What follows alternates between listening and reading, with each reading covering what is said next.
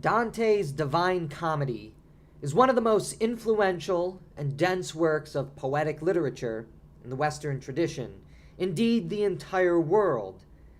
Building off of Homer and Virgil, and influencing the likes of Chaucer, Milton, Blake, and Tennyson, as well as bringing to popular consciousness and form the modern Italian language, as well as popular artistic depictions of hell and heaven, Dante's epic delves into the meaning of allegory, poetry, love, truth, and philosophy.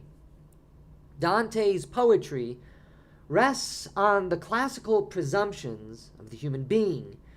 Earthly love does have divine or transcendent character and quality to it, and we'll return to that at the end of this lecture. Moreover, following from the Christian theological tradition, which Dante is part of and naturally extols, it is the first love of temporal reality that we encounter in life, that we must then properly understand and then order in order to move toward the permanent reality of the good, the true, and the beautiful. The Divine Comedy is a rich text. It expects a command of the classics, which would have been commonplace in the early Renaissance period when Dante was writing, especially to the literate crowd of his day. The stories of Homer and Virgil, of the Greek philosophic tradition, and of course of the Christian philosophical and theological traditions as well. All of that Dante assumes his readers at least have a basic competency in.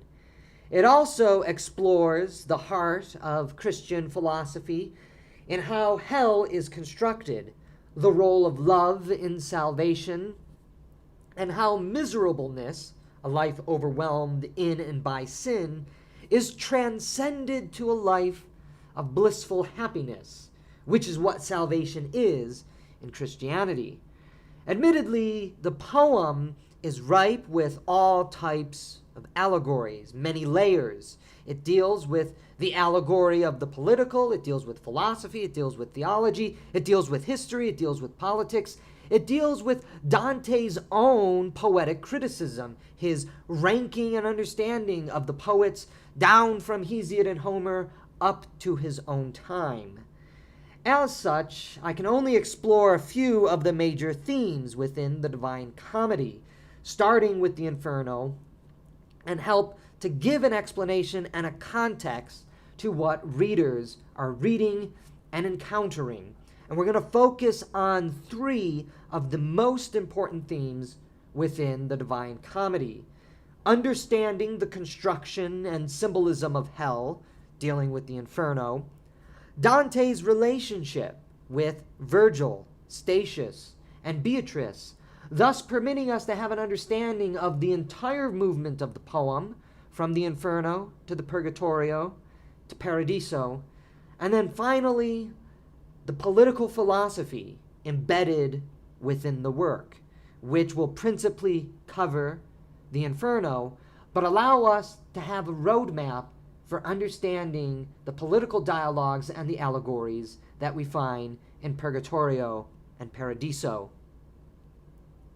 To understand Dante's construction of hell, we must first understand some basic things about Christian theology. In Christian theology, God is understood as love and truth. This is important to know when exploring and understanding the 9 circles of hell, and especially the separation between the first 4 or 5 circles and then the final layer of hell within the city of Dis, the final 4 circles, as we move into that chaotic, disorderly, and treacherous city which dominates the lowest rungs of the Inferno. Furthermore, Christian anthropology asserts that man has a purpose, a telos, and that telos is to live a life of union with truth, wisdom, and love. Our human nature can discern the realities of truth, wisdom, and love, and then live in accord with truth, wisdom, and love. This is what is meant by living accord with God's will. Without knowing truth, which is impossible without reason or wisdom, then one cannot properly love. Without this, one cannot live a truly fulfilled, joyful, and happy life, which is what human nature seeks. Thus, knowing, the process of coming to knowledge through our rationality, through our wisdom, leads us to the twin realities of the nature of God, love and truth.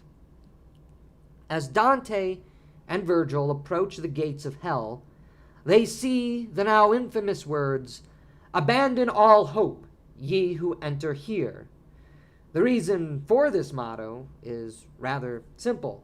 The reason why there is no hope in hell is because hell is ultimately timeless, just like how heaven, mind you, is timeless. And do ignore the usage of rising and setting suns in the poem. It is not Dante making a mistake. He uses the time of day and night in his narrative as a poetic device to communicate messages to the reader. Time, mind you, also has to exist for Dante the Pilgrim because he is not technically dead like the rest of the figures that he meets. So he is this very unique character insofar that he penetrates and journeys into timeless reality in order to tell us timeless truths. But he uses the devices of time, rising and setting suns, darkness and light, in order to communicate that timeless poetic reality. When Dante and Virgil enter hell, they meet the first group of people known as the neutrals. The neutrals are people who did not side with good or evil in their lives or in times of crisis, which demand action, which demand choosing. In a time of crisis, you cannot and ought not sit on the sideline. As such, neither heaven nor hell can take them because they didn't choose the good, the true, or the beautiful, which would have put them on the path to heaven, nor did they actually in any meaningful way choose the privation of the good, the true, or the beautiful, which is what evil is, and therefore they cannot actually be condemned to hell. Here they are stung by bees and other insects that cause them to run and scatter about. Do you get it? Dante is trying to be funny here, and mind you, the Divine Comedy is filled with these funny, ironic moments. By being stung by bees and other insects, the neutrals are being forced into action. They are being moved into the movement that they themselves did not embrace during their lives. And thus, they actually become what they should have become in their earthly lives. As such, their movement comes together behind a banner, symbolizing a leader or a lead, something again which they never did in life. Although there are 9 circles to hell, there are, in practicality, only 8 circles, and we're going to understand why this is. The first circle of hell is limbo. Some of you who are Christian, especially Catholics, may understand or may have a knowledge of this idea of limbo, which Dante and Virgil reach after crossing the river Acheron, the mythical Greek river that led to the underworld in the Greek mythological tradition. No one is being punished here in limbo. Limbo is where all the so-called righteous pagans are located.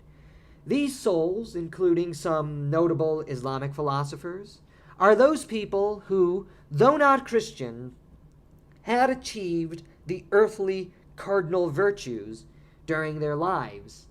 At the same time, they did know God, which is to say they did not lie. They did know God, which is to say they lived to the best of their ability to the standard of truth, who is God, and they tried to love in accord with the reality of God's will. Therefore, they are neither punished, for they lived good, wholesome, earthly lives, but they are denied the beatific vision, true joy, Because even though they lived by the earthly truth that God has revealed to all through the soul and through natural creation, they were, admittedly, not Christian. But the light of limbo is the light of the human intellect, from the many noble and intelligent souls that find themselves in this circle. Again, the Islamic philosophers, the great Greek philosophers like Plato and Aristotle, and also the poets, Hesiod, Homer, Ovid, and so many more. As Virgil describes, when Jesus descended into hell, known as the harrowing of hell in the Christian tradition, he brought out of hell the Jewish patriarchs and the other Old Testament saints, prophets, and heroes, and ushered them as the first fruit of heaven. Many of the souls in limbo, as mentioned, include famous Greek and Roman poets and philosophers, literary and historical figures.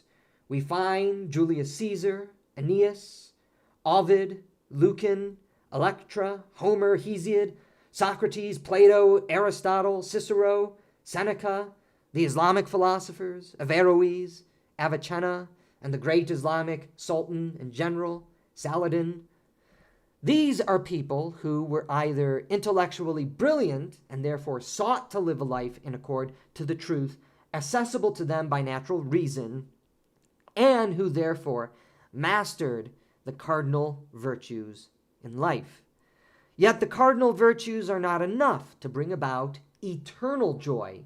They're enough to make you happy for the day. They're enough to make you happy before you die. But they're not the bridge to the eternal truth that is loving happiness. Which is why, of course, these souls are denied that eternal joy. But not having directed their loves to the wrong things as the rest of the souls in hell are, they are therefore left unpunished. Life in limbo, as we see, is social. It has vegetation and light. It is like life on earth, for that is the life that these figures lived, the good life on earth. And so limbo is, for them, the good life on earth. It is envisioned as the best possible realm that these earthly great men actually dreamt of and actually came to know and to teach and to communicate. And this is what begins our journey into the Inferno, where what you loved becomes the destiny of your soul. Because these virtuous souls sought the virtuous earthly life, they become exactly that. They are rewarded with a virtuous earthly life. That is limbo. I also want to draw our attention, again, to the nature and the construction of limbo, which is quite important for us to understand as we proceed deeper into the realities of hell. It has light and vegetation. The souls here are conversing with each other in peace without violence. Dante describes limbo as a great city with shining light and high walls, a splendid castle, and sweetly flowing water. As he ends Canto 4, he remarks, "Leaving limbo, I come into a place where no light is." The transformation of light to darkness is an allegory of knowledge. Light equals knowledge, and darkness equals the lack of knowledge. And it also has a major allegorical motif found in the Bible.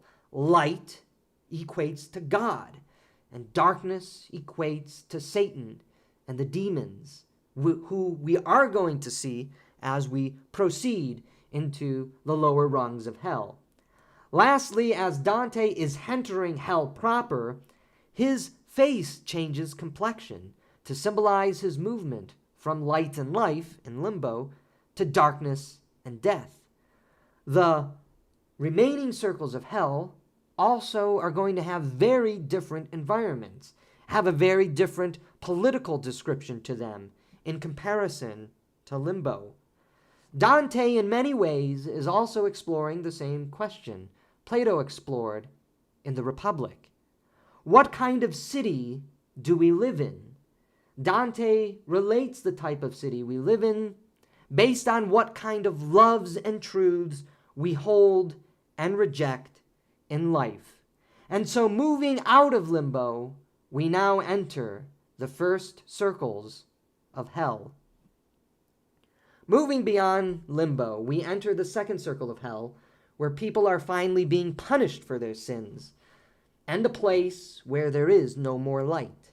It is important to know that in Christian tradition, and by Christian I am referring to Catholic here, since Dante was Catholic, sin was understood as misdirected love, which corresponds with having lived by standards of falsity or half-truths and lies. It is not so much that they are being punished per se, but it follows from the Christian anthropological insight of becoming what you love. Again, just as in limbo, our souls here became what they loved, they became what they preached and sought during their earthly lives, so too is this now true in all the circles of hell. Every soul in the 2nd through 9th circles are what they had become in their earthly life. So by living a life of falsity, humans will be miserable and not live contented and happy lives because they were persuaded to live by a false reality. They lived by lies. That is what all the circles of hell entail. In some way, there is either a half-truth, a misleading truth, or an outright lie that the characters whom Dante meets relate to him so that we understand why it is that they are in the various circles that they're in. These souls in the 2nd through 5th circles of hell, existing outside the walls of the horrendous city of Dis, do not suffer the worst punishments, which of course reside in the 6th, 7th, 8th, and 9th circles. For at least the souls in the circles 2nd, 3rd, 4th, and 5th, they at least loved something, even if that love was ultimately wrong. You have in the 2nd circle the love of lust, and then the love of gluttony, and then the love of mammon, money, and then finally in the 5th circle, the love of conflict and wrath. The 2nd circle contains all the lustful souls who lusted after other people. Dante here is very much the Augustinian. Those who are familiar with Augustine will see Augustinian themes and tropes employed all throughout Dante's poem. The lustful souls were those who were merely in love with the idea of love, to quote Augustine from the Confessions. That is, they chased after love, something that is, properly speaking, good, but they never knew what love was. Therefore, they did not know God, who is love, who is the author of love, and whom, in coming to know, sanctifies the earthly loves that we have. In the 2nd circle, the love of other humans transforms that love into a form of idolatry. The other becomes the idol upon which you sought fulfillment in life. And that, of course, is not going to provide you fulfillment in life. For you cannot love a mortal nature and find immortal reality. Rather than loving another human through God, finding God in other people, which is the proper order of love according to Christianity, these souls caused great ill to themselves and others through their lustful pursuit of others. They were, in fact, otherizing and objectifying other images of God instead of seeing them as images and bearers of God, containing within them the divine love that brings us eternal happiness. The 2nd circle where these souls are whipped about in an uncontrollable whirlwind, also represents and symbolizes how lustful desires take control of a soul, and the soul, the rational intellect, cannot have any tranquility and peace when it is dominated and consumed by this reality. Just as human love, which is again not the same as divine love when you ignore the reality of God, cannot satisfy the desires of souls, the souls being whipped about in the windstorms are controlled by their desires, represented by the wind, which they have no ability to control. They are at the mercy of this wind. They are at the mercy of their lustful desire. The message here is simple. Your soul has been taken captive by erotic desire, and you are now enslaved to your lustful passions. You have no liberty over it. Rather than the soul ordering desire to the proper objects of love, your desire enslaved your soul, and your desire ended up running amok. In the second circle, Dante and Virgil meet one of the famous lovers, a pair of lovers, in the Inferno, and especially the young woman Francesca, who in her love for Paolo was wrecked into this lustful guilt, and their love, though they speak of it to Dante, can never now consummate, because again, they stripped God from each other, and they saw each other as the idols to live by. And so they are embracing each other, but incapable of actually loving each other, which is exactly what their lives were like on earth. And yet, in this encounter, two very important things happen in the dialogue. One, Francesca refuses to accept the reality. She refuses to accept responsibility for her own sin. She blames others. And it is in blaming others, in refusing to take responsibility for one's sins, that causes one to end up in hell. Just like how God came before Adam after he and Eve ate of the fruit in the Garden of Eden, and Adam blamed God and blamed Eve, therefore not taking responsibility for his actions. Thus, we see this repeated by Francesca in the Inferno. And yet, importantly, as it relates to Dante, Dante has compassion, he has pity, and he has mercy on Francesca. And this is going to become very important because just as Dante, as he journeys with Virgil through the Inferno, through hell, tells us that those who deny responsibility for their sins are therefore properly placed in hell, he is also telling us that we must still have pity and compassion and mercy, even unto sinners, if we are not going to be dragged into their world. It is because Dante is going to learn the virtue of Christian charity, of love of others, of mercy, and especially forgiveness. That is what is going to allow him to actually escape the Inferno. The third circle contains the gluttonous souls who deformed their natures through their gluttony. In this circle, Dante is unable to make out the souls because of their deformed natures. Furthermore, gluttonous souls cannot enjoy their true nature or the true nature of the world, beauty, light, tranquility, which is represented through the darkness, the constant darkness, the rain, the lack of light, which distorts them and their environment, making them unrecognizable and making the environment in which they are stuck miserable. Again, the environment and this little world of the gluttonous souls stands in a very stark contrast to the light, the sun, the flowers, the water, the vegetation of limbo. The beautiful world, which we were all once part of, is denied to the gluttonous, who transformed and debased their own nature, their bodily nature, and therefore cause the debasement of the world around them. Moving on to the fourth circle, we meet the souls who loved greed.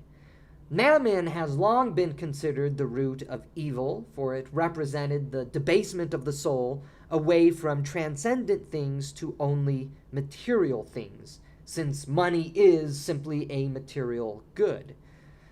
Dante describes Plutus, the mythical god of wealth in the Greek tradition, as mankind's arch enemy. When we enter the fourth circle, the canto opens with gibberish speech. This will become a growing theme as Dante and Virgil descend deeper into hell where truth does not exist, and speech meant to communicate truth becomes slurred and harder to understand as a result of this lacking of truth. And Dante is also making a linguistic point here. If you can't understand somebody, that's because they're a sophist.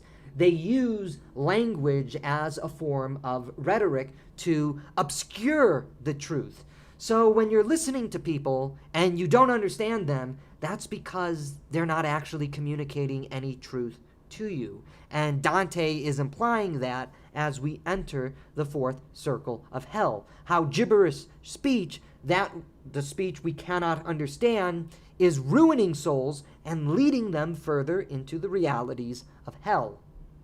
The souls are condemned here to carry heavy stones in this circle, representing how one's great prize in earthly life, what they sought after, the power of wealth, becomes a burden in the afterlife.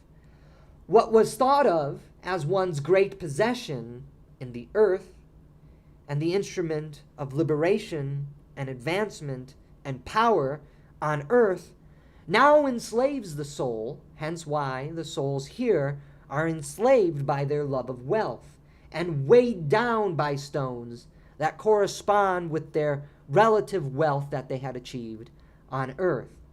They enslaved themselves during their earthly lives by not knowing that money ought to serve the poor and to help the homeless, the hungry, the needy, etc. They enslaved themselves in their earthly lives for the pursuit of wealth, and so now they have become exactly that. Just as the gluttons sought after the gluttonous life on earth, and so they are, again, the paradox of, do we understand hell as either the reward or the punishment for what you sought in life? Again, in some ways, it's both. We read these as punishments, but for the soul in hell, they simply are what they had become during their earthly lives. Rather than use their wealth for good, charity, collective improvement, these souls hoarded their wealth for themselves and therefore were entirely self-absorbed. The meaning of this circle is now fairly straightforward. Wealth cannot provide meaning in your life. It is not the satisfaction that your soul seeks. This can be abstracted further to argue that material goods can never satisfy what the soul seeks. You always chase after more things, just as these souls sought after more and more and more material goods. The pursuit of wealth for the sake of wealth destroys the world, it destroys communities, and it ultimately destroys man himself. As Dante and Virgil now sail over the river Styx to the city of Dis, they sail upon the fifth circle of hell, where all the souls who loved wrath and conflict and war are found. The souls are locked in eternal struggle with other souls as reflective of what they loved: wrath, rage, war, conflict, struggle. Again, what you loved in your earthly life corresponds with what your soul will be doing in whatever circle of hell it finds itself. Because these souls thrived and lusted after conflict and wrath on earth, they receive that reward or that punishment in hell. Throughout the journey, Dante includes various Greek and Roman heroes and gods, and here we see it again too. It's a world in which Dante is trying to draw our attention to the stories of the past so that we can understand the good, the true, and the beautiful in those poems and in those stories, but also recognize their shortcomings, what was untrue and what was false in those stories. One of the notable souls that Dante meets here is also a fellow Florentine. It is not just the mythological heroes and gods whom we meet in Dante's Inferno. It is also real-life historical individuals. He meets a wrathful partisan, Filippo Argenti, who lived a life of conflict and vengeance while alive in Italy and is forever cast down into hell to live out a life of conflict and wrath, those things he sought when he was alive on earth. Whereas the lustful loved objects for sexual gratification, and the gluttonous loved objects that ultimately deformed their nature, and the money chasers sought after material goods to try and satisfy their heart's desires, these souls here in the fifth circle of hell, the circle of wrath, these souls sought strife to find meaning in their lives, hence why they are cast into the river Styx, where perpetual conflict and wrath is found. They receive exactly what they sought after. In the Catholic theological tradition, God, technically speaking and properly understood, does not condemn anyone to hell who has not already chosen it for themselves on account of their free will. A soul becomes what it loves, as mentioned, and so hell simply corresponds with what one loved in life. And since the soul becomes that in life, and since the soul is immortal, it must go to the state of what it loved in the afterlife. By loving the things themselves, rather than being able to see God through the things sinners loved, they slowly drifted away from truth, became controlled by desire alone. Here, the desire of wrath and rage, leading to conflict, strife, and struggle.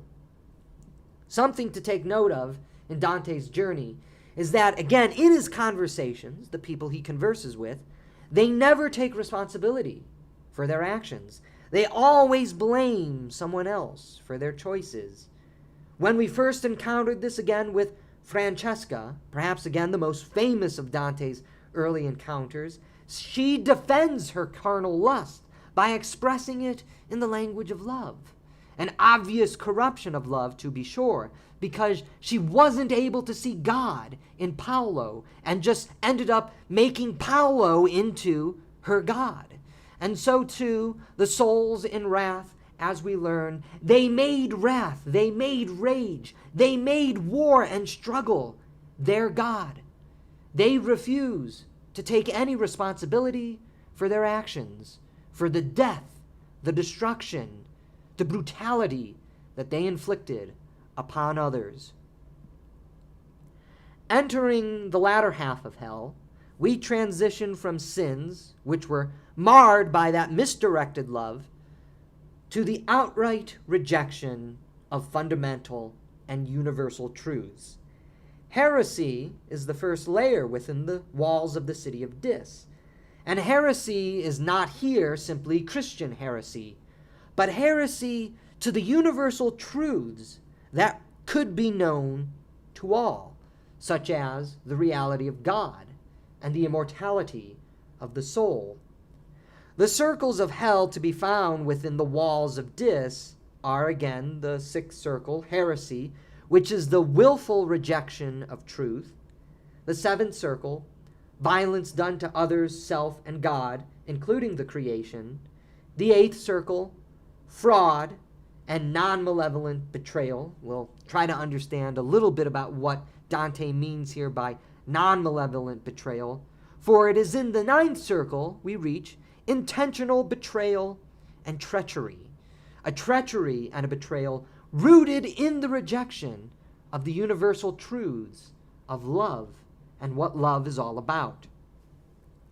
The most notable figure that is found in the sixth circle of hell is the Greek philosopher Epicurus, who, if you know something about the history of philosophy, you would have been curious to note that he wasn't included among the Greek and as well as the Roman philosophers who were found in limbo. Various Greek luminaries were in limbo, those who we study in any course or degree in classical philosophical studies. Socrates, Plato, Aristotle, Thales, Empedocles, Anaxagoras, Heraclitus, Zeno, philosophers from Rome like Cicero and Seneca. We met all of them in limbo. Yet, the inclusion of Epicurus in the circle of hell is interesting. And it's because Epicurus rejected two basic universal truths that his fellow Greek philosophers knew and tried to live by: the reality of absolute truth, as well as the immortality of the soul. Epicurus was one of the first epistemological relativists in charging that there was no standard of universal and absolute truth to seek and to live by. Instead, one should just live a life of hedonistic pleasure, because humans are nothing more than mere material bodies. Thus, he also denied the immortality of the soul.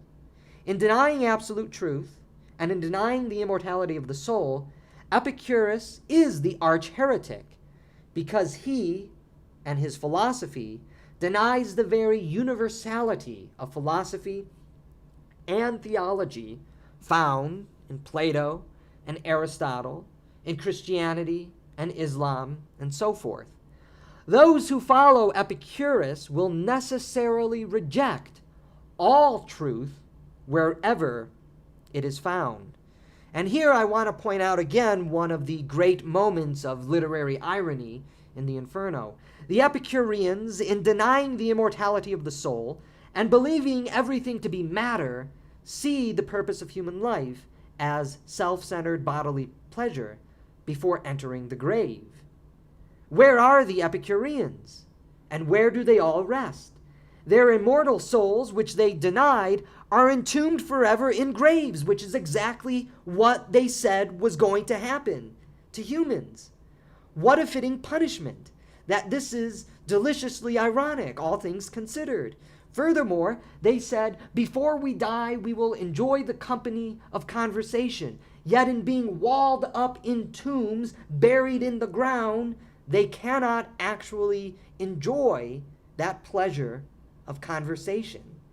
And so there is a great moment of literary irony here, because Dante, in placing them in the circle of hell, in having them entombed into the ground, he does two things simultaneously. He gives the Epicureans exactly what they said they sought, what they wanted, what they desired, what they thought human life was ultimately moving towards: death and burial in a grave. And yet he also denies them the reality of blessed conversation with friends, because they denied the reality of eternal happiness. And so that is denied to them here in the sixth circle of hell. Dante also allows Virgil to admonish Dante by bringing up Aristotle.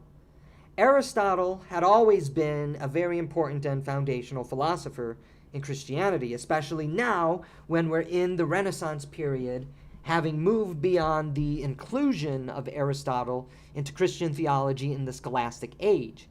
Aristotle argued that when the soul imitated nature, it was perfected.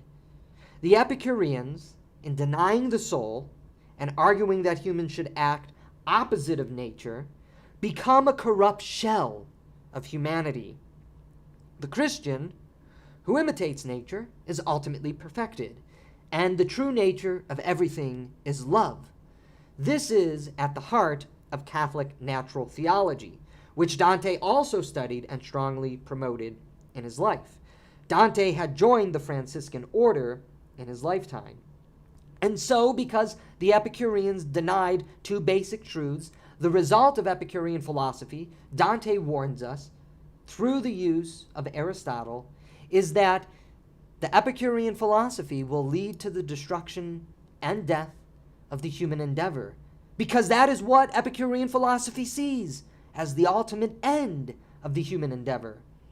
This is also importantly prefiguring what the rest of the journey through hell, through the 7th, 8th, and 9th circles of hell, will entail.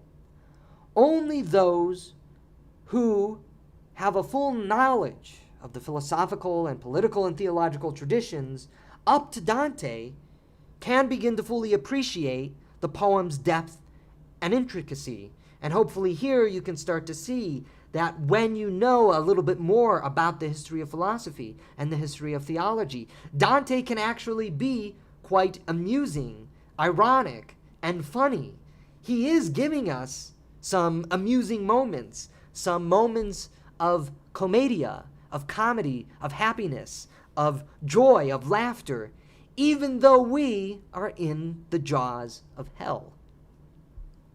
The 7th circle is divided into 3 subdivisions: violence done to others, self, and to God and creation.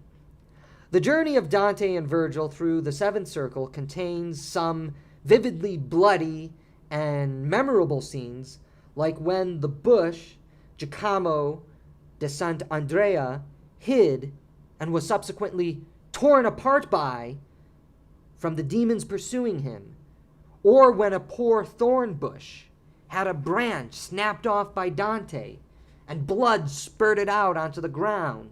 The bush started weeping as it bled. The imagery of the 7th circle is bloody and haunting and intends to move the reader to weep with the souls trapped in this circle. Again, this is part of Dante's inclusion of how it is important for us to emphasize, to empathize, to sympathize, to have charity, to have mercy, compassion, and pity, even unto sinners. We should never gloat at the sufferings of others. We should never gloat at the misery of others, for that is not what our nature is supposed to be. Again, our human nature, to be made in love, in the image of God, to be made in the image of love. We are supposed to love. And so even in hell, Dante, through himself, is teaching us that though we are in the midst of sinners, we must have pity, compassion, and mercy unto them. The message being communicated, therefore, in the 7th circle is that though the men who are here have trapped themselves into the vicious cycle of degradation and destruction, we can still sympathize with them. As man leaps to his own death, in which he also brings about the destruction of creation at the same time, seen here in the 7th circle, when we meet deformed nature, man and tree, man and bush, man and creation, now contaminated together as one ugly, brutal, non-beautiful reality. Though this is the reality that we're in, Dante still weeps with those he finds. And so not only is Dante trying to teach us here in the 7th circle that we must have pity and compassion upon sinners, he is also telling us something equally very important: how man's own death and destruction has a double reality. Our misery, our death, and our destruction also entails the destruction of creation, the destruction of nature. Man is not separate from creation.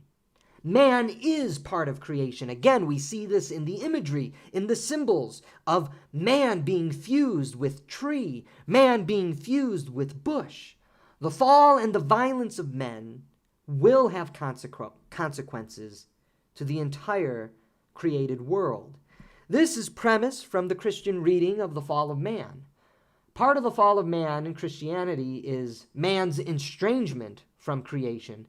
Hence, man takes a domineering and destructive attitude toward the natural world, which is something, properly speaking, beautiful, and, when rightly understood, is an icon and an image, a symbol, directing man to God in its beauty and majesty.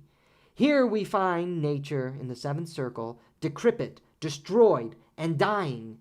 St. Paul wrote in Romans that creation groans for its restoration when the sons of men are glorified, implying that creation will become majestic and glorified through man's sanctification because man will have restored his stewardship relationship with nature. Until that day, however, man brings about his own demise, which has unintended consequences of destroying the natural world too. Thus, violence against the self, suicide, violence done against others, violence done against God, because God created you and you are made in the image of God, leads to the destruction of the cosmos and of the natural world.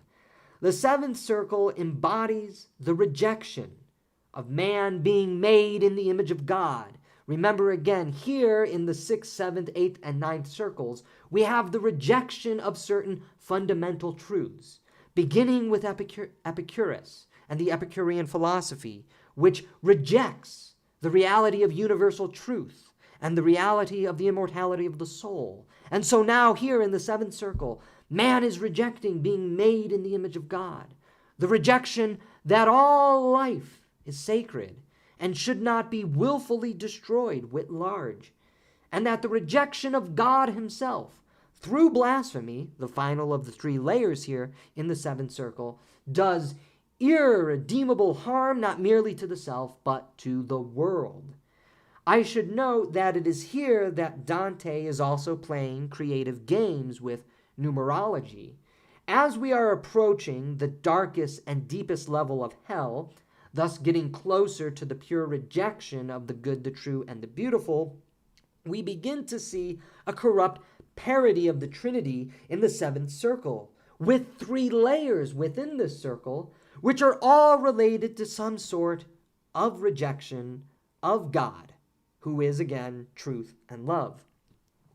The transformation of humans into plants and other natural objects of the world also reflects the fall of the human soul, from being a rational and intellectually seeking force, which transforms man to being like God, now to being like a vegetable.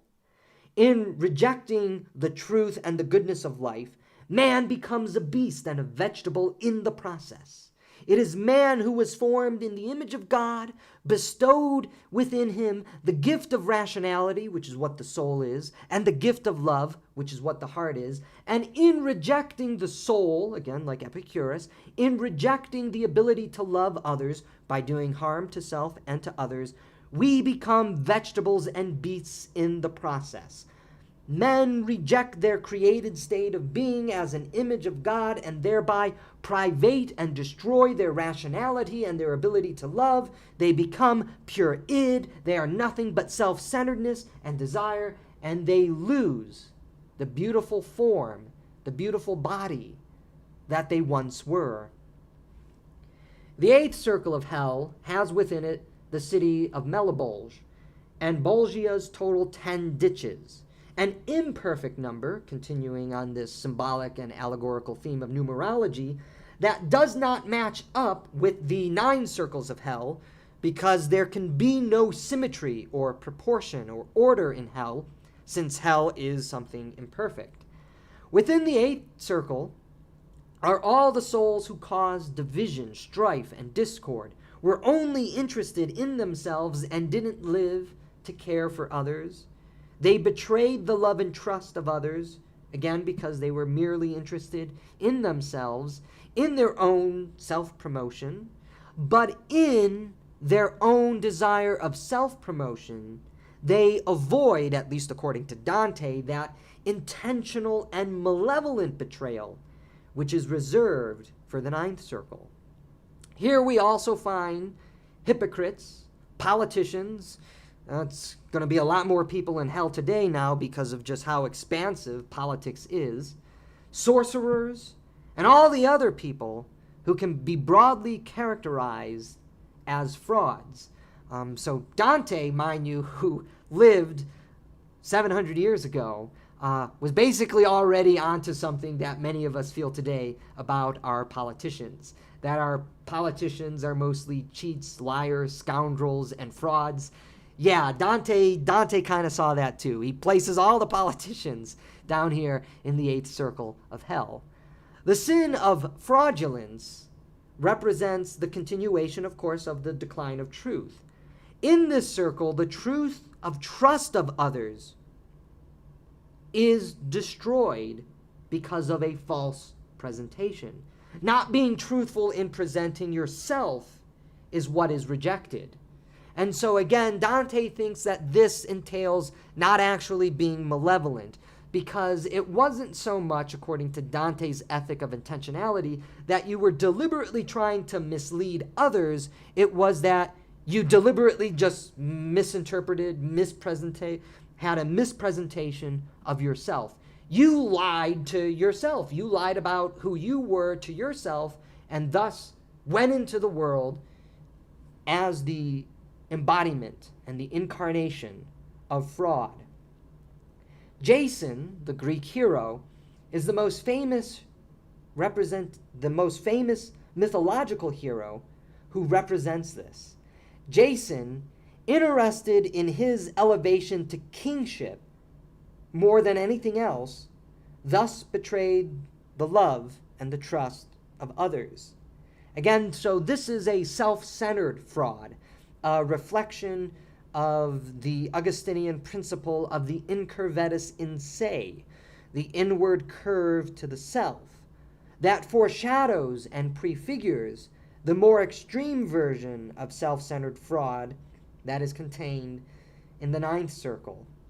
And this is important to recognize when continuing our reading of the descent into hell. We started with misdirected love. Now we have the rejection of love coming about through the rejection of truth. With the rejection of love comes the loss of truth. Hell is becoming a loveless place as Dante and Virgil proceed further through it. No more misdirected love, as was in the second, third, fourth, and fifth circles. Only the love of self is found here, which leads humanity and the world onto the path of betrayal and the eventual path of destruction. Narcissus, the quintessential embodiment of self-love, is also found here in the eighth circle. The love and want of glory for only oneself betrays humanity's social, relational, loving nature, the love that truly defines us as human beings. Additional figures in the eighth circle include prominent church figures, including various popes, all of whom are guilty of having betrayed the trust of their public offices for self-gain. In Catholic theology, God entrusts stewardship to the clergy. But Catholic theology also maintains that the church is a mixed body of saints and sinners, which includes the clergy. In fact, early Christian tradition asserted, like with John Chrysostom, that hell was paved with the skulls of clergy, meaning that most of the wicked sinners within the church are ironically clergymen. Nonetheless, God does not abandon his church, which is the body of believers, as per Psalm 88, or Psalm 89 in the Protestant Bible. Other famous figures in the eighth circle who betray the public trust, and through their works and actions brought about strife and schism as a result of their separation, the strife, schism, the conflict, the betrayal of public trust, include Caiaphas, the Jewish high priest who had Jesus brought to trial, and the prophet Muhammad. A note as to why Muhammad is in the eighth circle, whereas certain Islamic philosophers, theologians, and rulers were in limbo, is because early Catholicism regarded Islam as a sort of heretical form of Christianity. For those who know some things about Islamic theology, Jesus is the ultimate prophet. He was born of the Virgin Mary. He will come again to defeat the forces of evil and sin, preside over the final judgment, and bring the good, the saintly, and the righteous into the kingdom of heaven. Sounds pretty close to Christianity, right? And you'd be correct. However, Islam denies that Christ is the Logos.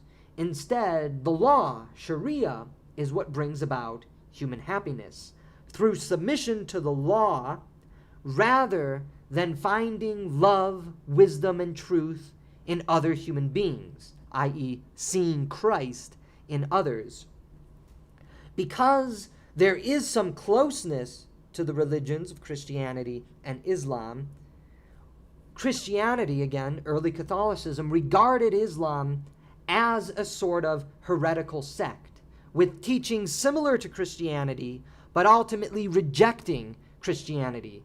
And what is actually very interesting is when the armies, the Arab armies, were moving into the Levant, when they were moving into the Holy Land, which in the 7th century was predominantly Christian, Christian monks and bishops wrote, we have surviving records as early as the 630s, just a couple years removed from Muhammad's death. You have Christian clergymen writing about how Muhammad and his teachings are a heresy of Christianity. And this is what Dante picks up here, and why he has Muhammad in the 8th circle, but why other Muslims like Salahuddin, Averroes, and Avicenna are in limbo. Another one of the more memorable scenes through the journey through hell is how many of the souls in the 8th circle have their nature changed by the snake pit. This is symbolic of fraud. Someone presents themselves in one nature, seemingly good and pure and intelligent. However, they are deceitful liars. Thus, the change in their appearance, the change of their nature, is when they are bitten by snakes. Dante is again laying extensive allegory on his readers. But this would have been known to the readers of his time, who read the Bible allegorically, who understood the reality of typological and allegorical hermeneutics. Dante is borrowing from this allegorical and typological interpretive tradition found within Catholic theology and utilizing it for his purposes here in the Divine Comedy. Entering the 9th and final circle of hell, we finally meet Lucifer himself, who is chewing on the bodies of Judas, Brutus, and Cassius.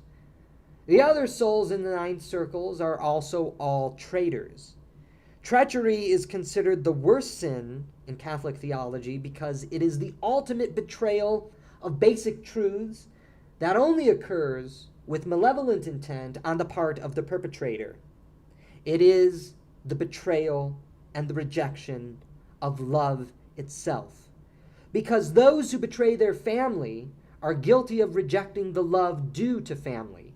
This was something known, mind you, to the Greeks and the Romans, who are commended by Dante in limbo for their virtue, again, the cardinal virtues. This is also contained in the 10 Commandments: honor your father and mother, love them. The betrayal of earthly parents is also symbolic of humanity's betrayal of their heavenly parents. This is all interlinked in Dante's mind. You also have the betrayal of friends, the betrayal of spouses, the betrayal of countrymen. You have, in the 9th circle, not merely the final rejection of just truth in some abstract metaphysical sense. You have the rejection of what truth points us to, what truth embodies, which again is love, because God is love, and as Augustine said, love is divine. In rejecting the love of friends, in rejecting the love of parents, in rejecting the love of brothers and sisters, in rejecting the love of king and country, the traitors here in the ninth circle turn their back on love itself. And so we now reach the frozen lake, because the frozen lake is the ultimate symbol of the coldness of the human heart, where love itself has extinguished, has died. Again, in the second through fifth circles, we encountered misdirected love. Love, in some weird sense, kinda still existed. We didn't have a proper understanding of it, yet it kinda still existed. And so now here in the ninth circle, however, in rejecting love itself as the final consummation of the rejection of truth itself, we enter the cold, dark, frozen lake, where Lucifer is a corrupt parody of the Trinity with his three heads, each representing a different member of the Trinity, and the colors, black, yellow, and red, symbolizing ignorance, impotence, and hatred. Ignorance is the opposite of wisdom, impotence the opposite of omnipotence, and hatred the opposite of love. And so each also corresponds with a person of the Trinity. Wisdom, Christ; omnipotence, the Father; and love, the Holy Spirit. Judas, Brutus, and Cassius are the three souls being chewed on by Lucifer, because for Dante and Latin Christianity, having sprung, of course, from Roman culture and history, these three souls represented the worst of traitors. They betrayed their benefactor and God, who is the benefactor of all. Judas betrayed his benefactor and teacher and God, Jesus Christ. Brutus and Cassius betrayed their benefactor, their friend, and their earthly father, Julius Caesar. These men consciously chose to do this. In rejecting family, in rejecting country, and in rejecting God, the ninth circle represents the total and complete collapse of truth, as everyone is turned inward only to themselves, to the point of deliberately and intentionally now betraying one another. As such, there is no love to be shown in this circle of hell. Love of family is non-existent. Love of country is non-existent. Love of others is non-existent. Love of friends is non-existent. Love of God is non-existent. Meaning the love for wisdom is non-existent, as the furthest depth of hell is frozen and dark. There is no light. There is no knowledge. There is no warmth. There is no love here in the final circle of the Inferno. It is only a cold, dark, and interestingly enough, sterile place. Only ignorance and death reign now, for ignorance is what leads to death. Beside Lucifer chewing on Judas, Brutus, and Cassius, another aspect of the ninth circle is how alone it is. Everyone is frozen in place. Lucifer also weeps. All beauty, goodness, and truth that any of these souls may have had at one point in their life is gone. They are sad, sorry parodies of their once noble and beautiful selves. The beautiful and noble Lucifer, who as an angel was the most beautiful of all the angels. The once noble and beautiful men, Judas, who was, in some traditions, the best friend of Jesus. and Brutus and Cassius, once great and noble senators, republicans, friends of liberty, friends of Julius Caesar, especially Brutus, now having betrayed all of that. They are sad, sorry parodies of their once noble and beautiful selves. And this is what happens when you reject love and truth. You die alone.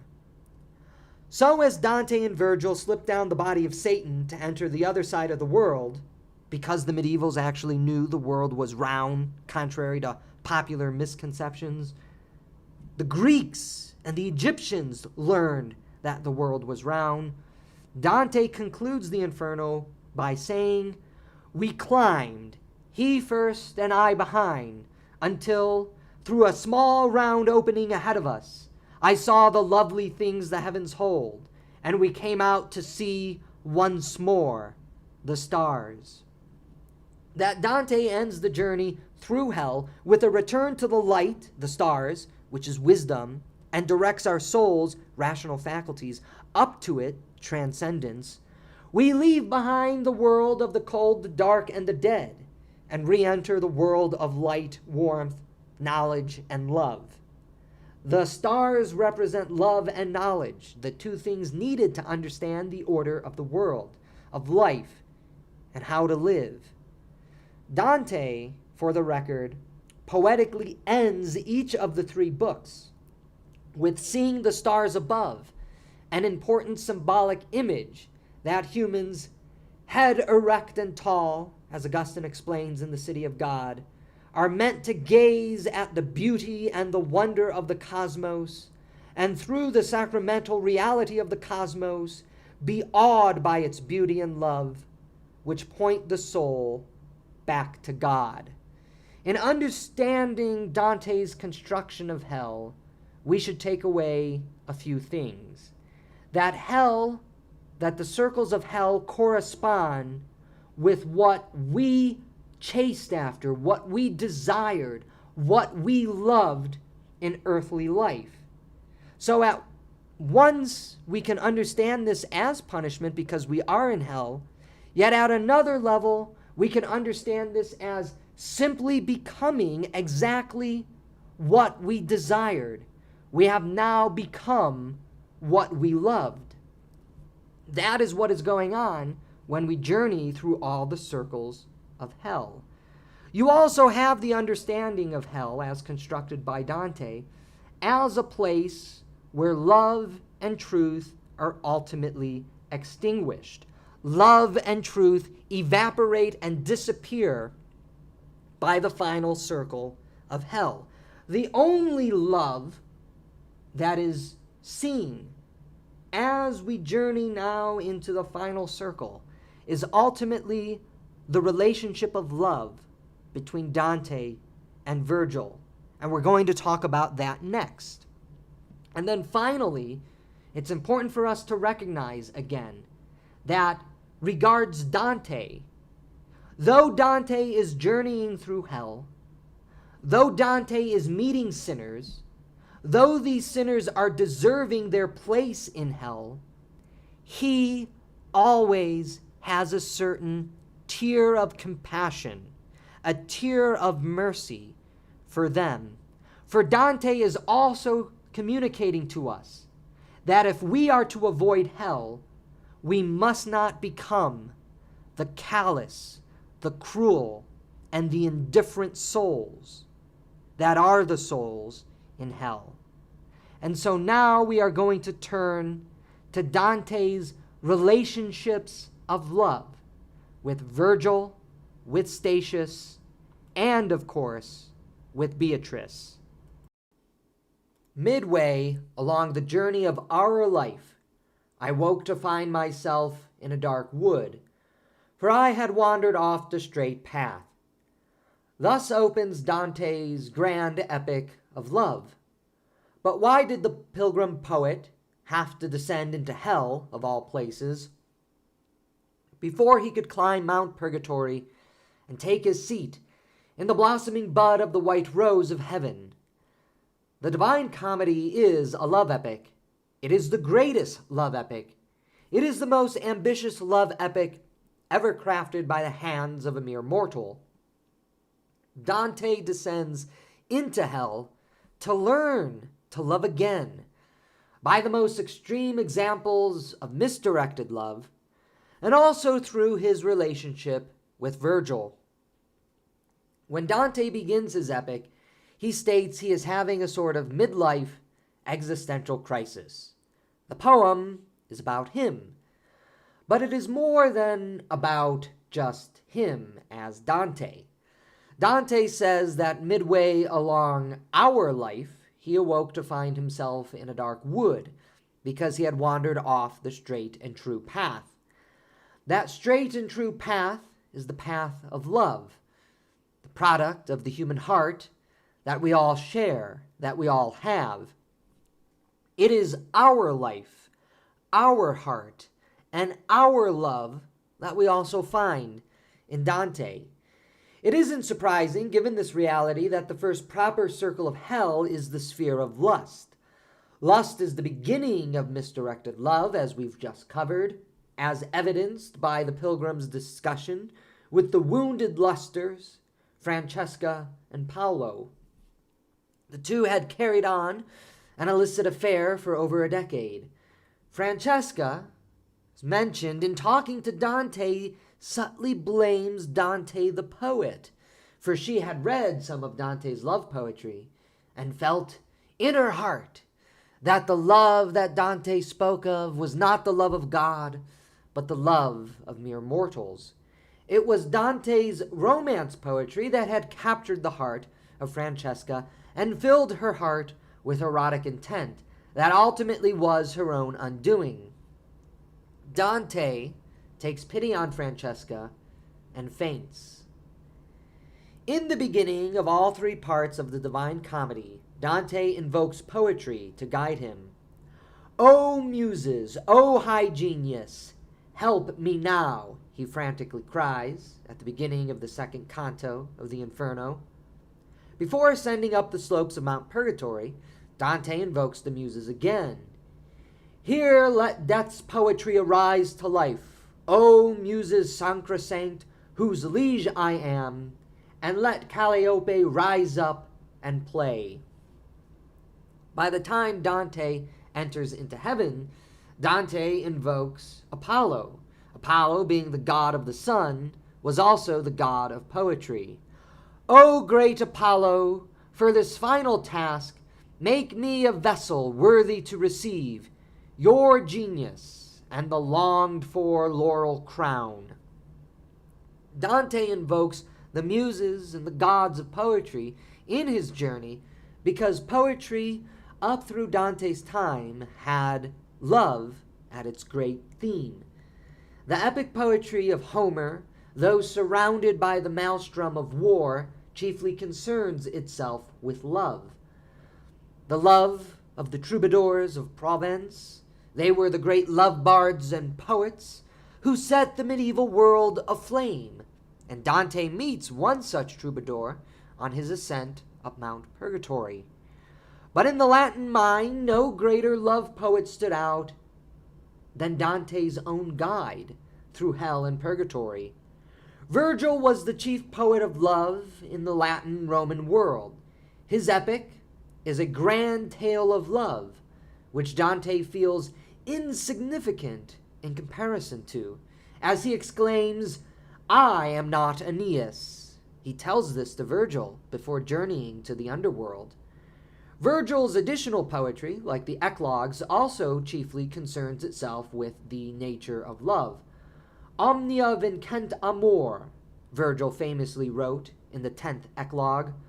Love conquers all. By invoking the muses of poetry, and in being guided by Virgil, the great poet of love, Dante tips his hand and reveals to the astute reader or listener that the journey into and through hell will require the flowering of love. Hell, after all, and as we've just discussed, is ultimately a loveless place. And Dante's journey is one in which the muses of love must nurture him, and how he must grow in love through his relationship with the great Roman poet. The initial relationship between Dante and Virgil is standoffish and cold. It is mirroring and reminiscent of the hell that Dante is about to journey into. While Virgil has been selected by Beatrice, Virgil treats Dante more as an insolent child than as a son or a peer. Virgil is, at the poem's beginning, more of a reluctant guide, someone who isn't particularly happy that he is tasked with this chore to guide this poet through hell. He regularly accosts Dante for his stupid questions and repeated mistakes, journeying throughout the Inferno. Dante repeatedly faints, much to Virgil's chagrin. Two things are missing in their relationship when they enter into the gates, which infamously read, "Abandon all hope, ye who enter here." There is a lack of trust between Dante and Virgil. As such, there is a lack of love between the two poets, because you trust those whom you love. Without love, there is no trust. Without trust, there is no love. In fact, the two missing ingredients are also the two missing values and virtues that permeate hell itself. Again, the lack of trust and the lack of love. Moreover, without trust, there can be no love. Therefore, the two must build their trust with one another in order to grow in love so as to escape hell itself. While the two poets come closer through their trials and tribulations, the first major transformation in Dante and Virgil's relationship is when they are at the gates of the city of Dis. The famous mythological Gorgon, Medusa, guards the entry. As she approaches the two, Virgil suddenly shields Dante's eyes. This is ironic for several reasons. First, Virgil had informed Dante not to look at Medusa's eyes after they had crossed the river Styx. Virgil has come to care about Dante, as evidenced by the fact that he informed him not to look into the seductive eyes of the formerly beautiful Gorgon slayed by Perseus. Dante, we mustn't forget, is still alive, while everyone else is technically dead here in hell. If Dante looked into the eyes of Medusa, he would have been killed. He would have been turned to stone. Virgil's reminding Dante not to look into the eyes of the Gorgon was done out of a concern for the pilgrim poet.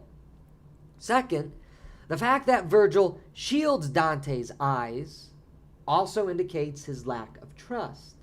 Despite informing Dante of the deadly powers of the Gorgon seductress, Virgil still places his arm and hand over Dante's face to prevent him from being turned to stone.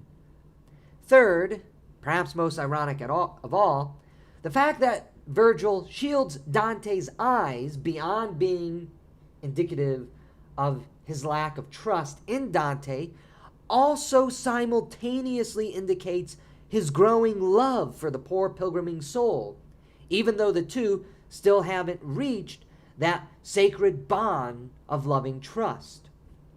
Again, because Virgil doesn't trust Dante to listen to him, he shields his eyes on accord of his own power and his own free will. Yet if Virgil didn't love Dante, if Virgil didn't care for Dante, he wouldn't have done this. And so we see in this moment the ironic building up of love as we're about to enter the loveless realms of the city of Dis. But the trust between the two must still be built. The lack of trust between our two protagonist poets is soon remedied. Between cantos 19 and 21, there is a tremendous, grace-filled metamorphosis between the two men. Dante makes the growing love exhibited between the two, between he and Virgil, the central image in a place of horrifying and pitiable images. This is, in my view, intentional on the part of Dante.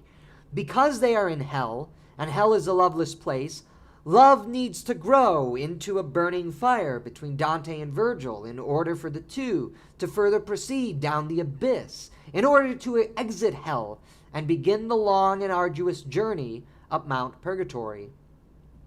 In the 19th canto, as the two are in the third Bolgia of the 8th circle of hell, Dante is tired, he is exhausted on the slopes of the mountain. Yet Dante wishes to have a conversation with one of the damned souls he sees, soon to be revealed as Pope Nicholas III. Tired, Dante appeals to his master, now becoming father figure. "Who is that one, master, that angry wretch, who is writhing more than any of his comrades?" I asked. "The one licked by a redder flame." And he to me, "If you want to be carried down along that lower bank to where he is, you can ask him who he is and why he's there. And my pleasure is what pleases you. You are my lord. You know that from your will I will not swerve. You even know my thoughts." Here is the first great expression of self-giving and sacrificial love in the whole of the Inferno. Moreover, trust between the two is now growing, which allows for the self-giving love that binds the two souls together to proceed in their journey in the loveless realm of hell. Virgil takes Dante in his arms and whisks him down the slopes. Then he took hold of me with both his arms, and when he had me firm against his breast, he climbed back up the path he had come down. He did not tire of the weight clasped tight to him, but brought me to the top of the bridge's arch, the one that joins the fourth bank to the fifth, and here he gently set his burden down, gently, for the ridge, so steep and rugged, would have been hard even for the goats to cross. From there, another valley opened up to me. There is no more fear or distrust in Dante's reaching out and asking for Virgil's help. Furthermore, Virgil is no longer incensed at Dante's questions and pitiable condition.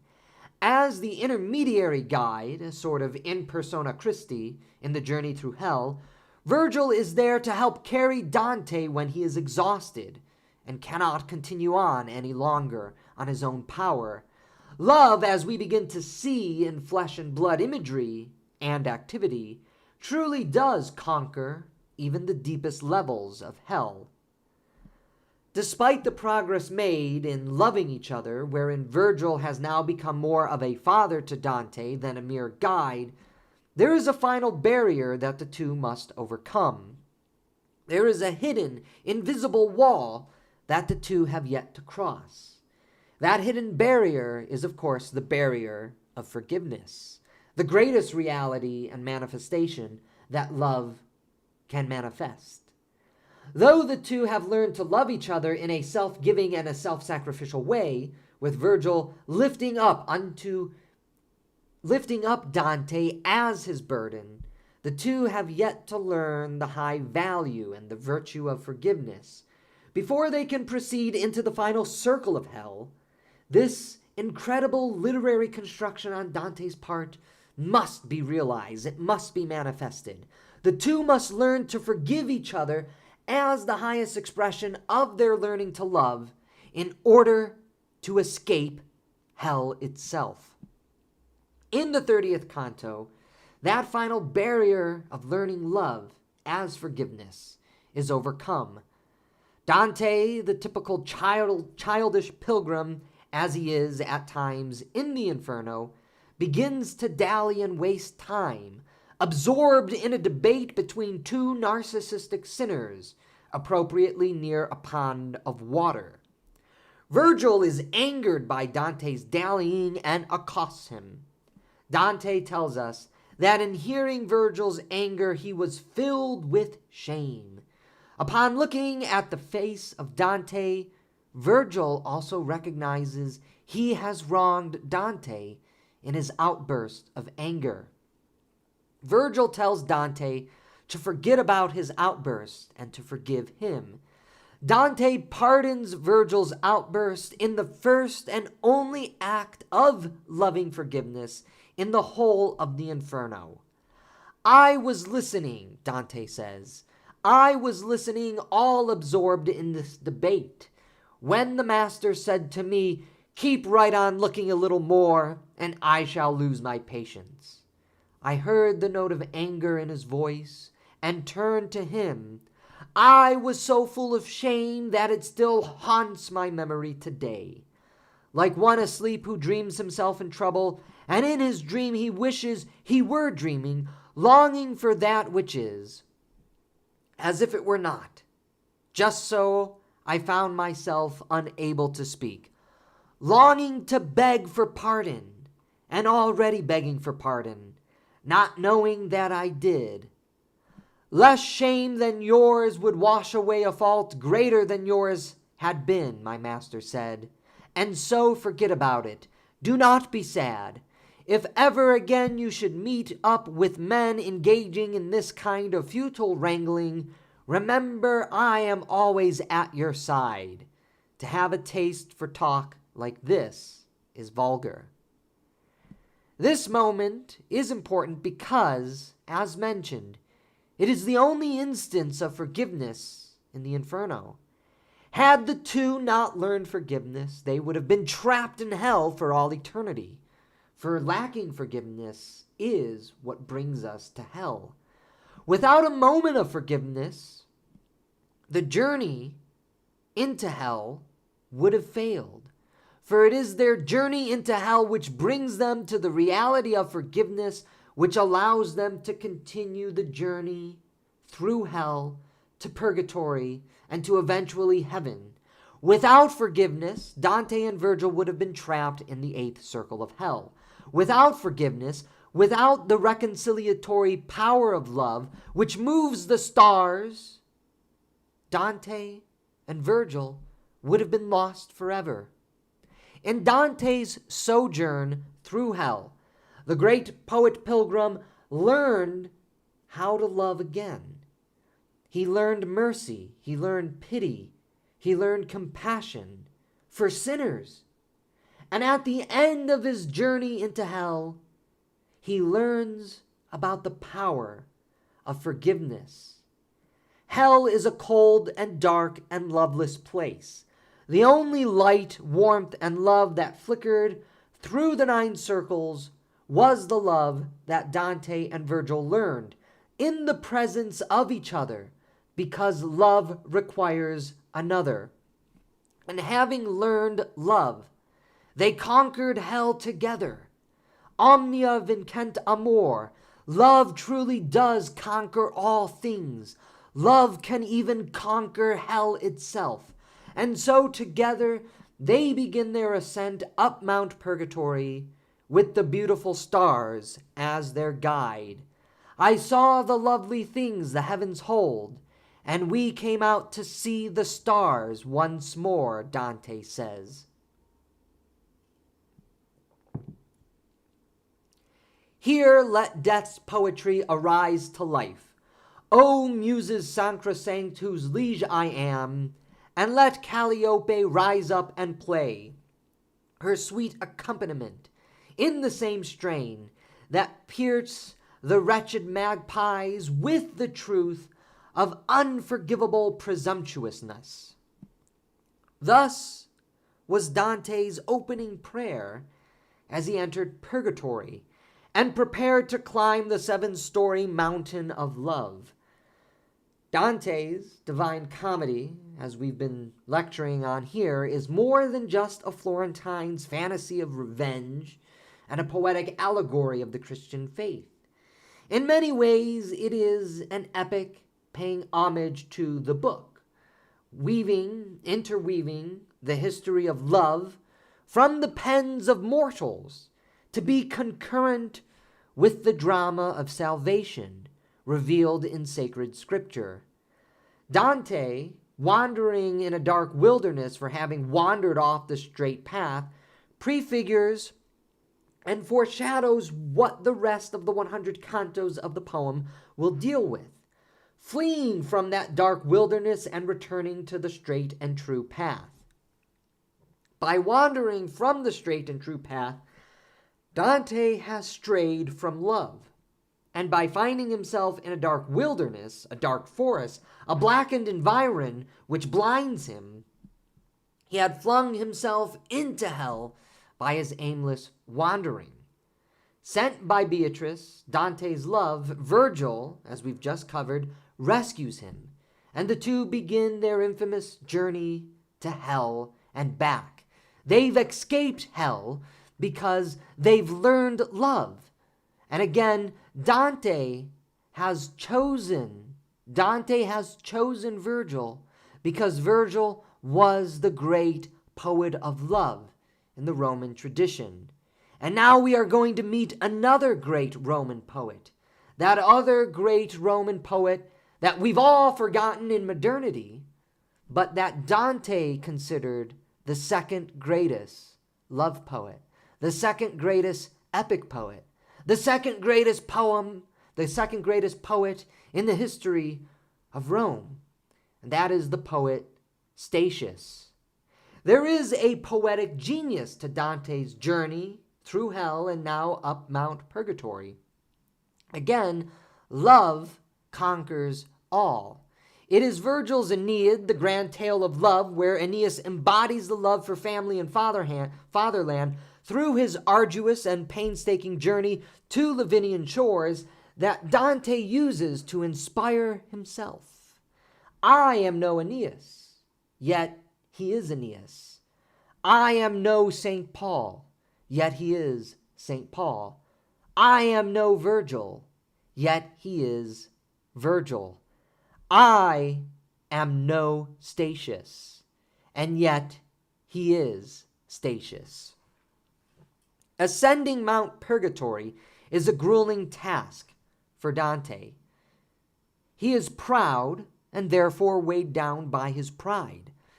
Mount Purgatory has the most human of characteristics for it because it is the most human of all the realms.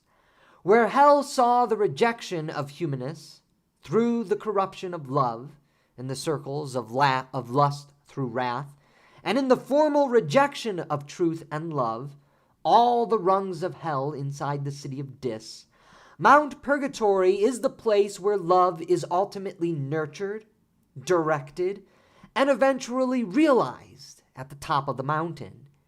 Through this realization of love, the opening up of the gates of heaven for all the pilgrims of love to enter commences.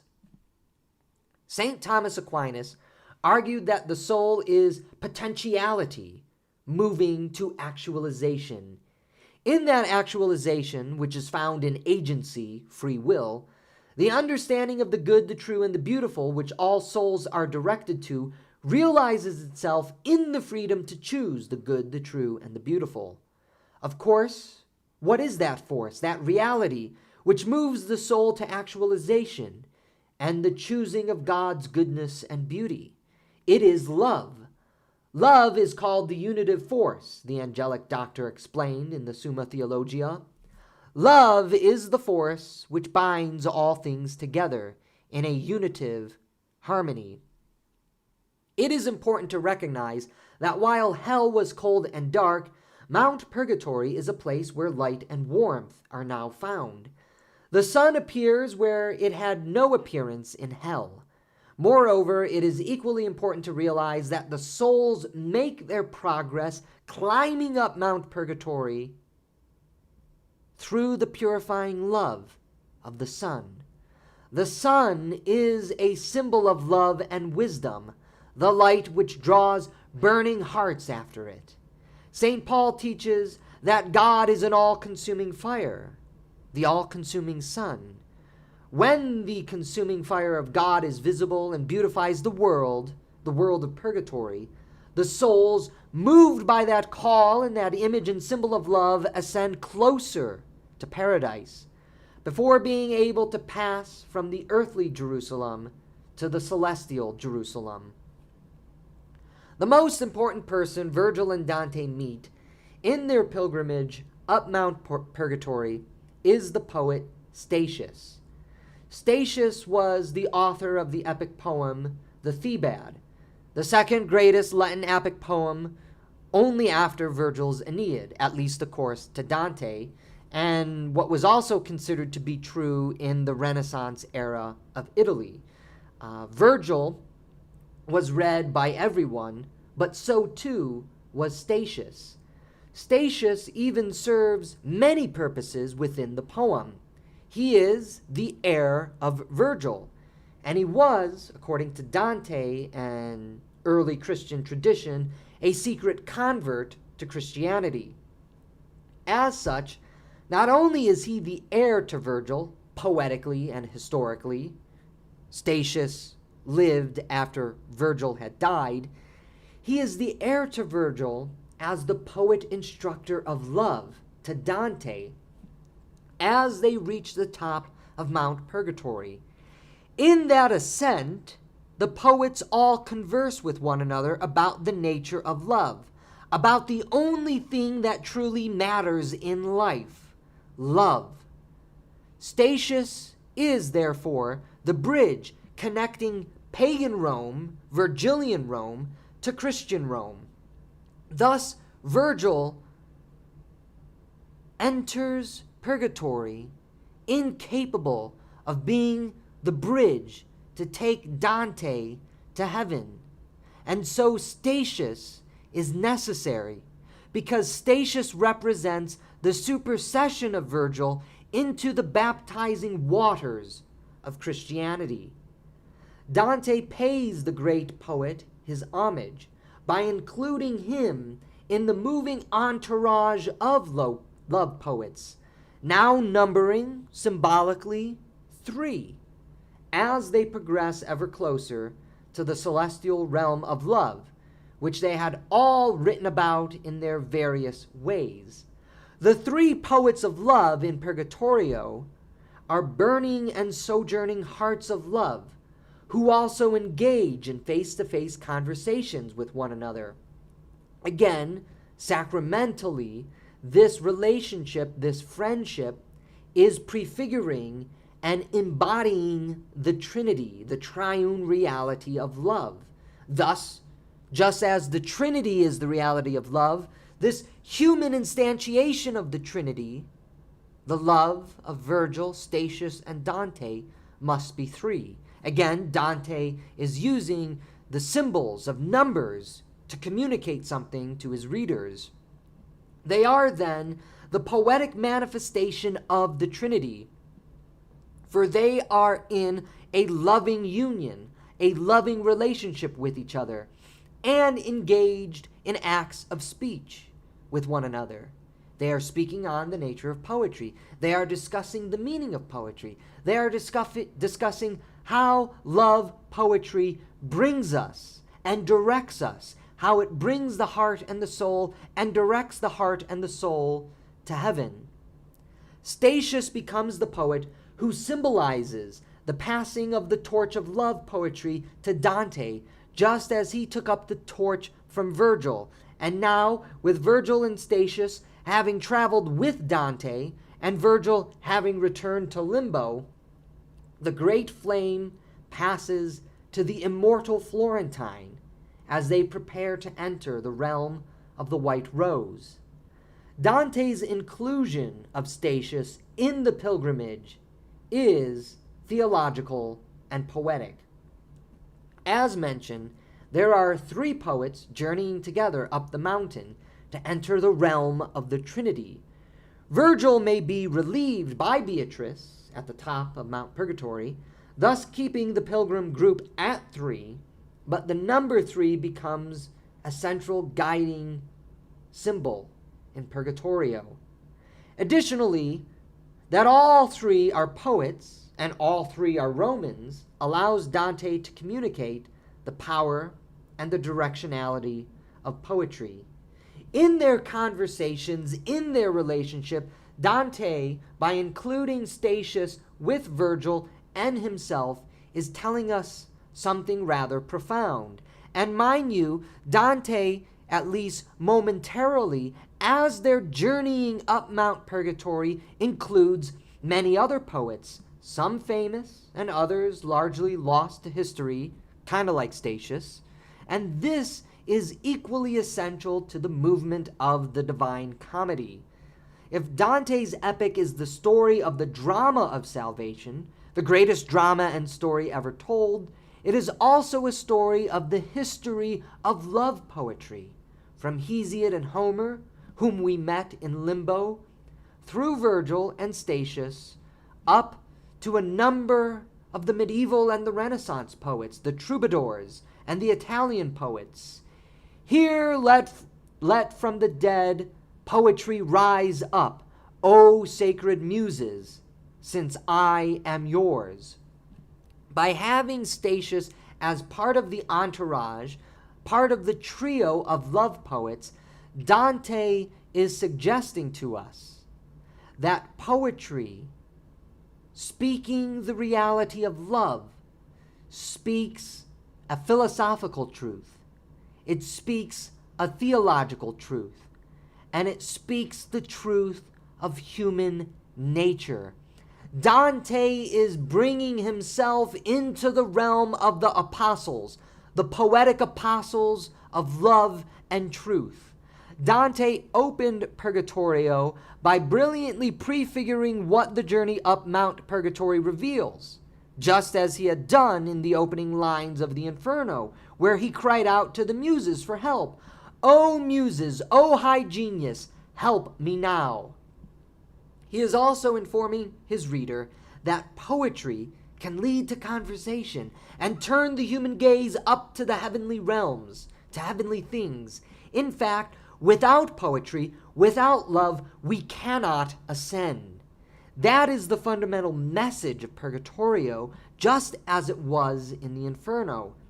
Paradise, then, is the land to which all poetry directs the human heart and the mind and the soul, and in another sense, is the land of poetic abundance, where poetic love, poetry itself, never ceases. The journey up Mount Purgatory to the realm of heaven is the poetic story of Virgil. It is the poetic story of Statius. It is the poetic story that Dante is telling us.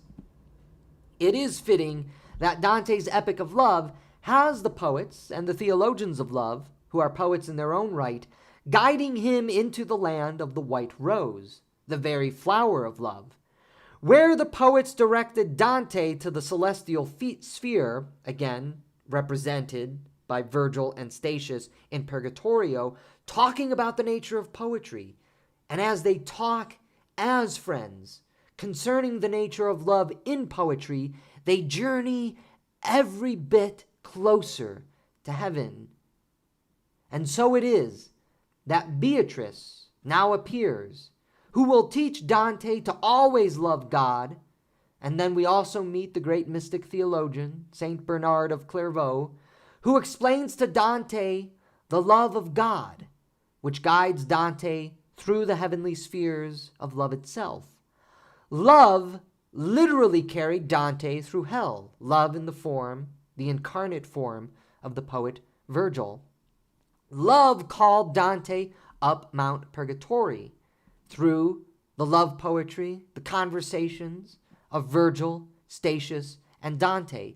Again, their relationship being a symbolic human instantiation of the Trinity.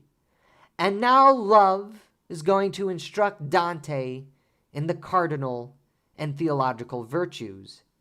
Having ordered his love and guided by poetry, learning the great virtue of friendship with the inclusion of Statius, Dante is ready to enter the realm of the white rose. Love has triumphed. The epic of love, sung of by Virgil and Statius and all the other great poets, has directed the heart and the soul to heaven. The stars are once more the luminaries of beauty that capture Dante's eye, while also reminding us of new growth, of new life. From those holiest waters I return, to her reborn, a tree renewed, in bloom, with newborn foliage, immaculate, eager to rise, now ready for the stars. Beatrice doesn't appear to Dante until the 30th canto of Purgatorio. She is introduced as the embodiment of faith, hope, and love, the three theological virtues according to Christianity. Covering all the chariot, Dante says, appeared a lady, over her white veil and olive crown, and under her green cloak, her gown, the color of eternal flame. The colors that adorn Beatrice's splendid gown each represent one of the virtues, white being faith, green being hope, and red, the eternal flame, being the symbolic color of love. That Beatrice is dressed, as she is, in the colors of the theological virtues gives a prefiguration of the transfigured glory of heaven and all the souls therein. Dante, as we know, had fallen madly in love with Beatrice during his earthly life. Her death, in part, caused Dante's downfall into darkness. It was a love that was unconsummated, an unrequited love that Dante never got to fulfill. Now, however, her beauty is so majestic that it whets his appetite for more.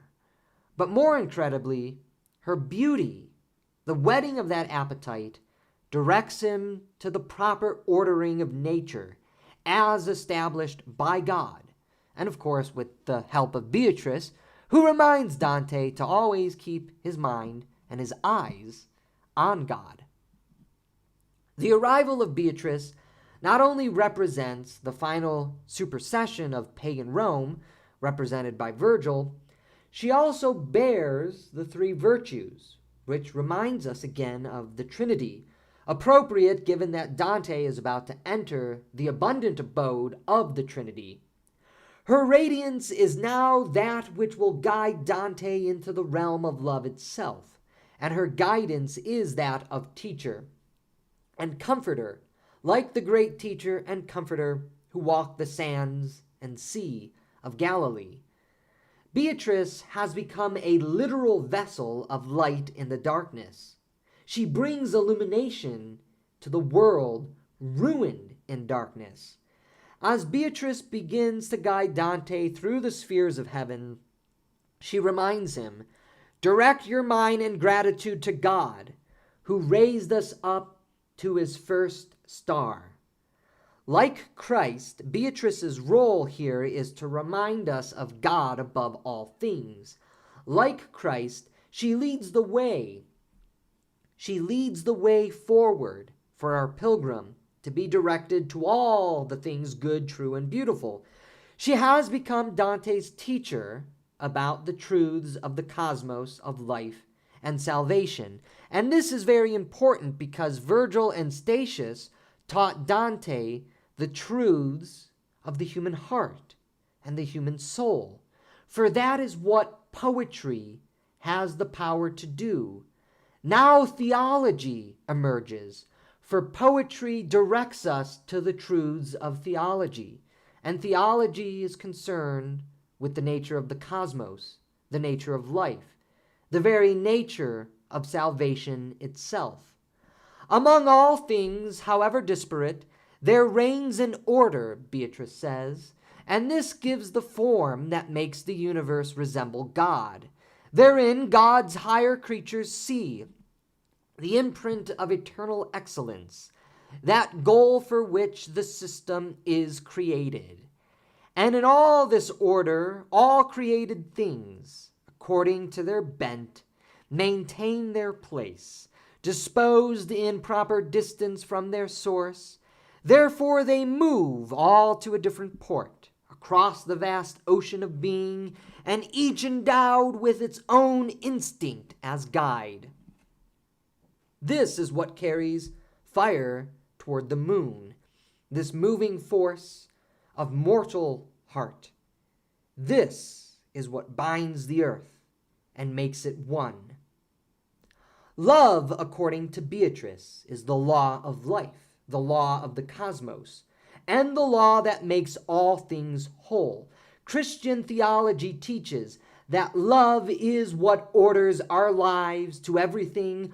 Love is the meaning for existence. Love is the reality that guides the cosmos. Love transcends space and time itself. Love is the nature of everything. Everything has within it the instinct of love. It is endowed with love to be part of the grand waltz of love. And mind you, this is what Dante was hinting at all along with his relationship with the poets. Love is what orders our lives to bring about the happiness that we seek. As Beatrice later tells Dante, as they near the central sphere of heaven, on that point depends all nature and all the heavens.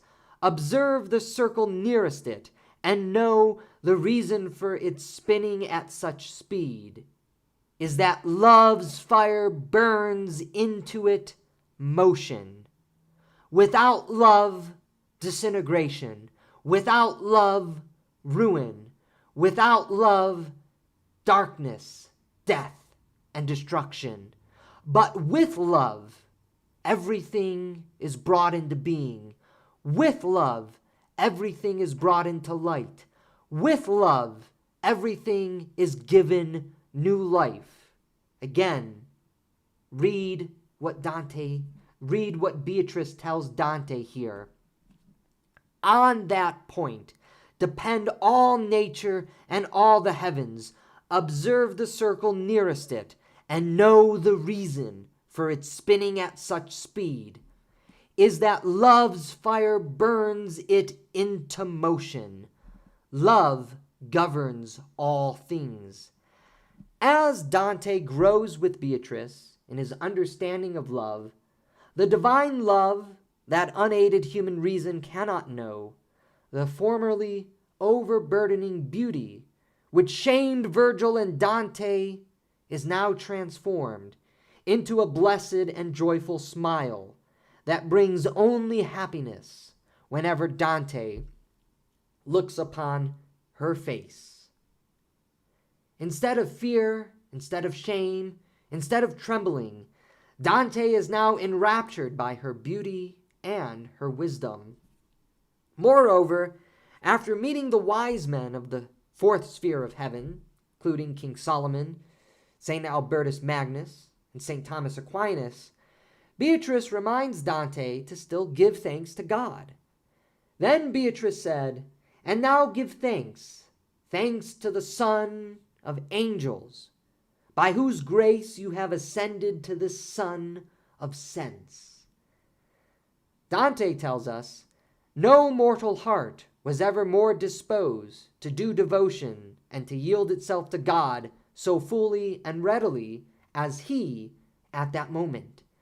Beatrice's words are efficacious to the pilgrim, just as Christ's words are efficacious to those who hear and obey. In paradise, Beatrice is a sort of high priest, conductor, and prophetess to the pilgrim Dante. She reveals to him the intricacies of the cosmos, reveals all of its secrets to him. She reveals to him how the divine love of heaven, that true love of God, is self-giving and freely receptive, and that all other types of love fall short in comparison to this free-giving and freely receptive love that binds together the Trinity and the whole of the cosmos.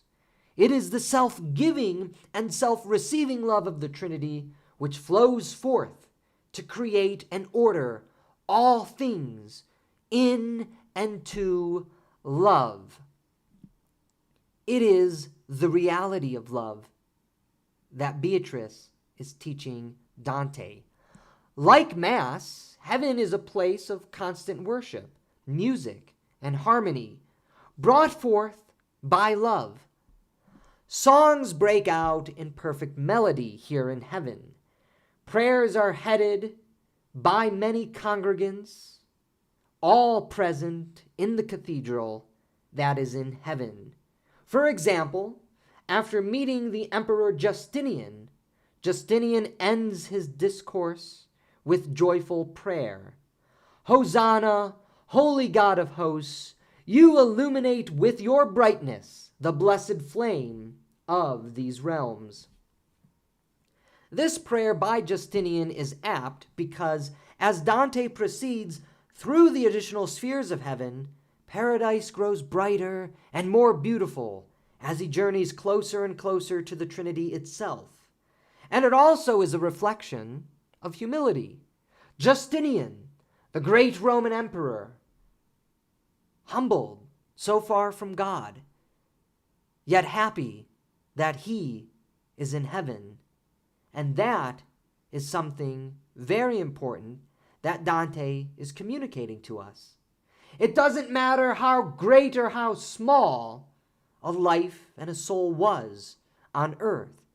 In heaven, all are joyful, all are happy, all are a reflection of the love of God. Through the course of the poem, God uses Beatrice to reach out to Dante to bring back this wayward son. So Dante here is sort of like the prodigal son, being called back to the Father's house. Like the Old Testament prophets, whom God used to reach out to his wayward sons and daughters prior to the coming of Christ, Beatrice is the instantiated person from whom God's wisdom and grace flows to those who need it, namely Dante. And like the Old Testament prophets, whom Christ spoke through according to Catholic theology, divine wisdom, God, also speaks through Beatrice. Beatrice was everything to Dante. This produced the double-edged sword that led Dante wayward after her death. Dante loved Beatrice to the point of forgetting God. Beatrice's arrival begins with a rebuke. She accosts Dante for having strayed after her death. Yet God knew the love that Dante had for Beatrice, so he sent Beatrice to resurrect him.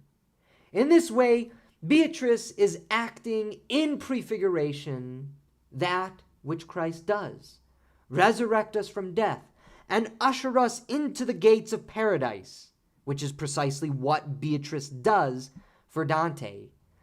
Beatrice is simultaneously Dante's downfall and his salvation. Beatrice is reminiscent of the prefigured Christ of the prophets. And the prophets were also a double-edged sword that caused carnal Israel so much trouble during their existence. The prophets accost the people for forgetting God. The people, in turn, begin to idolize some of the prophets instead of God, or in the case of Jeremiah, loathe the prophet altogether and attempt to kill him. The prophets are sent by God to resurrect God's people. The prophets were at once the downfall and the salvation of Old Testament Israel. Dante knows all of this, and so Dante grants to Beatrice this most important theological reality. She is the in persona Christi in the Divine Comedy. She, in a Catholic theological sense, she is the embodiment of Christ speaking to Dante in order to bring Dante into heaven. In her final words of instruction to the pilgrim poet, she reminds Dante of the coming judgment and resurrection, just as the prophet Isaiah had done to the Israelites long ago.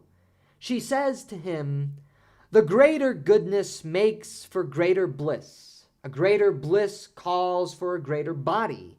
If it is perfect in all its parts, therefore this sphere which sweeps all of the world along with it must correspond to this, the inner ring that loves and knows the most." And so here Beatrice brings together the very reality of nature that hell itself had denied.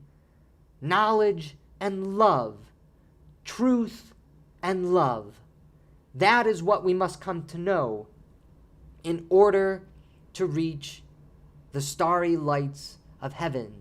Not as this figment of the imagination, not as this world out beyond, but as the very real world that governs the cosmos, as the very real world that governs our entire life, the real nature of everything. God does not leave man, let alone his sons and daughters, without teaching and instruction from other humans. The Old Testament is filled with teaching and instruction. Christ's very ministry was grounded in teaching and instruction. Beatrice served as that agent of teaching and instruction to help perfect Dante's nature, the nature of love within him, with that supernatural grace and love needed to transfigure a broken and wounded man into a blossoming flower of new life. Thus, as Dante nears that heavenly bud to behold Christ and the Blessed Trinity, Beatrice now fades away to take her place among the chorus of angels and saints, to give loving praise to God. The tripartite journey to heaven is now complete. We realize at long last that Dante learned love in hell, ordered his love in purgatory, so as to now enjoy the eternal fruit of love in heaven. As the Trinity takes center stage in Dante's heart and his eyes, he takes his place in that eternal choir with all the blessed souls, angels and humans alike, to sing of the love that moves the sun and the other stars.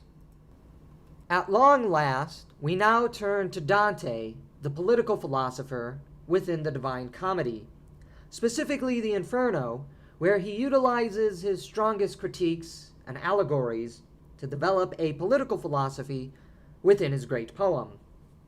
Dante's hell is cold and dark, unlike the images of a burning fire and a vengeful Satan as ruler over a dark and fiery kingdom, which comes to us from the imaginative and ingenious pen of John Milton in Paradise Lost. So why is Dante's hell cold and dark? The reason has to do with the Catholic theological understanding of love and beauty, and how love and beauty are the greatest things, the greatest realities in the world, and how they are contingently related to each other. Love between humans makes humans more beautiful, and this is the process of what Catholic theology calls divinization. Divinization through love.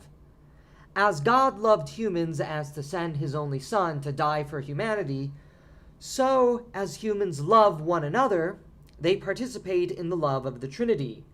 Likewise, the world is beautiful precisely because it is made in love by a loving God. Beauty and love, you see, create light. Ugliness and hate, the antitheses of beauty and love, lead to darkness and coldness.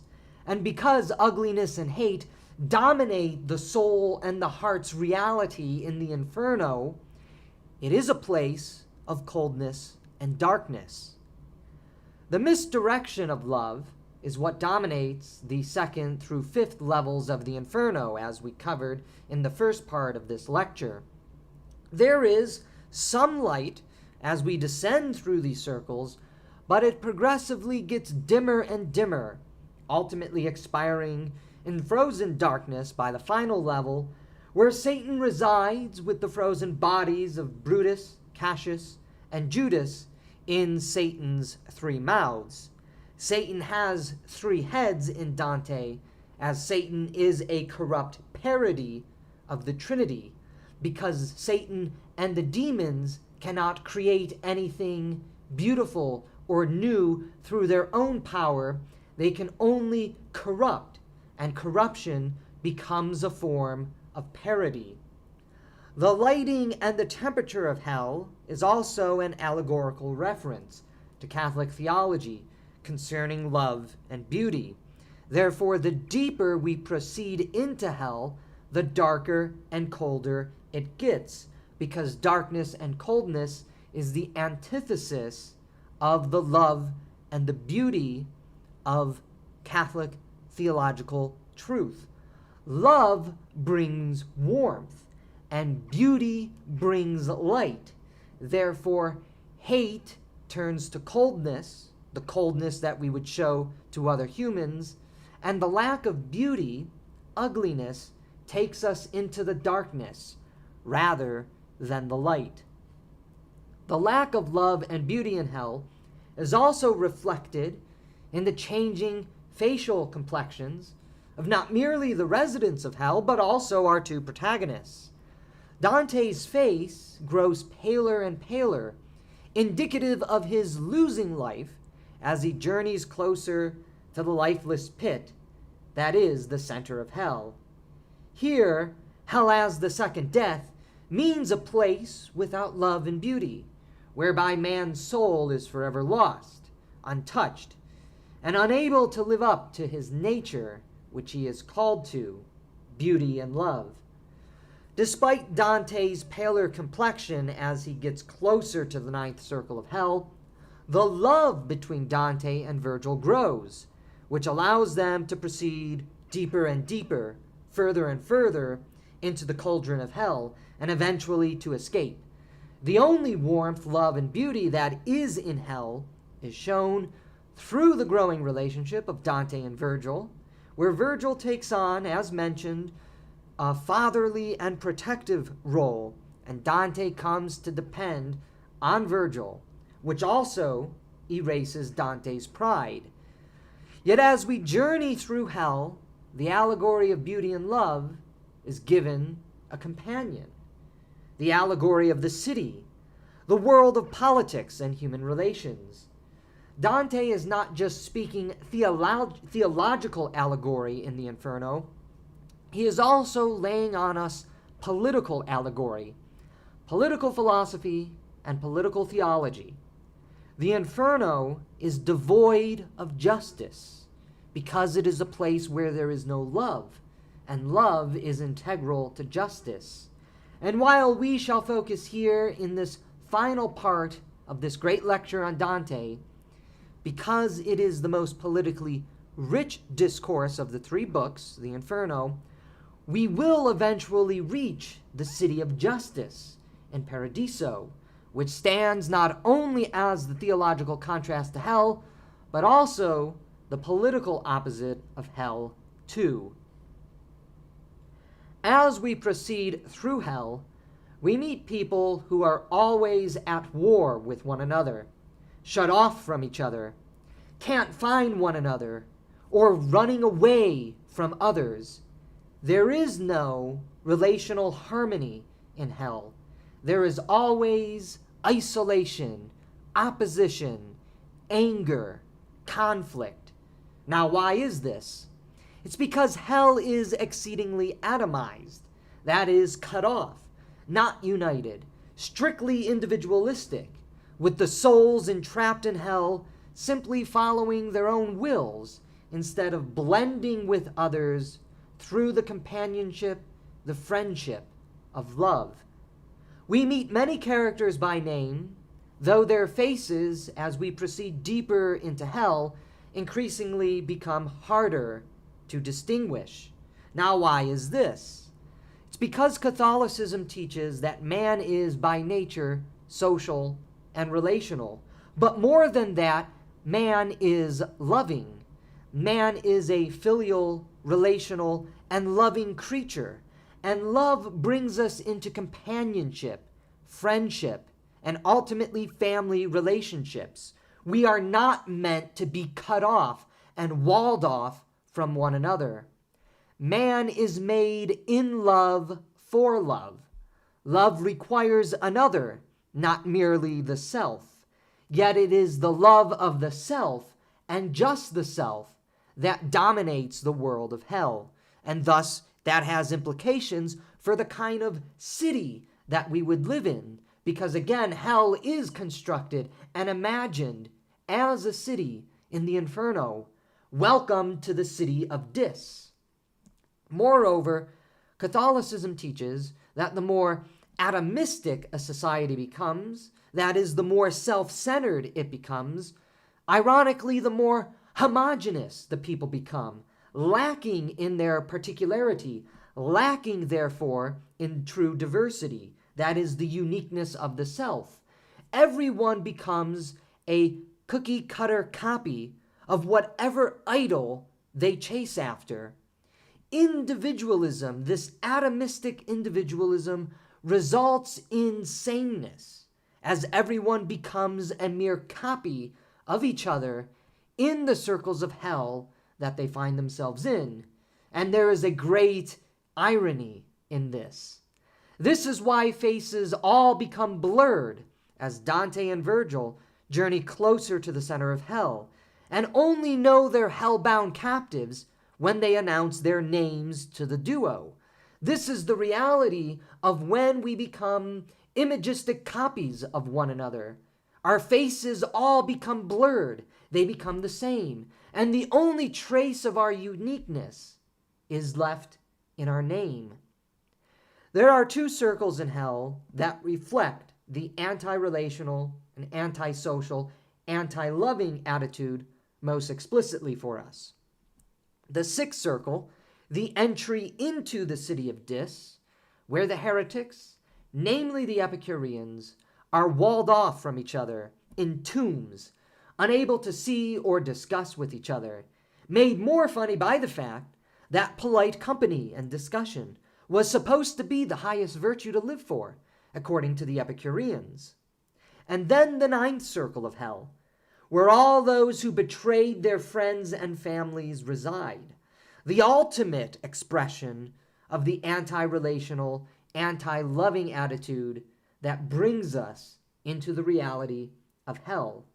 If love brings us into friendship and family, then the ninth circle, where we see the betrayal of friends and family, truly is the ultimate antithesis of what it means to be living that life of love, to embody the nature of love itself, to be living in a city devoted to love and justice.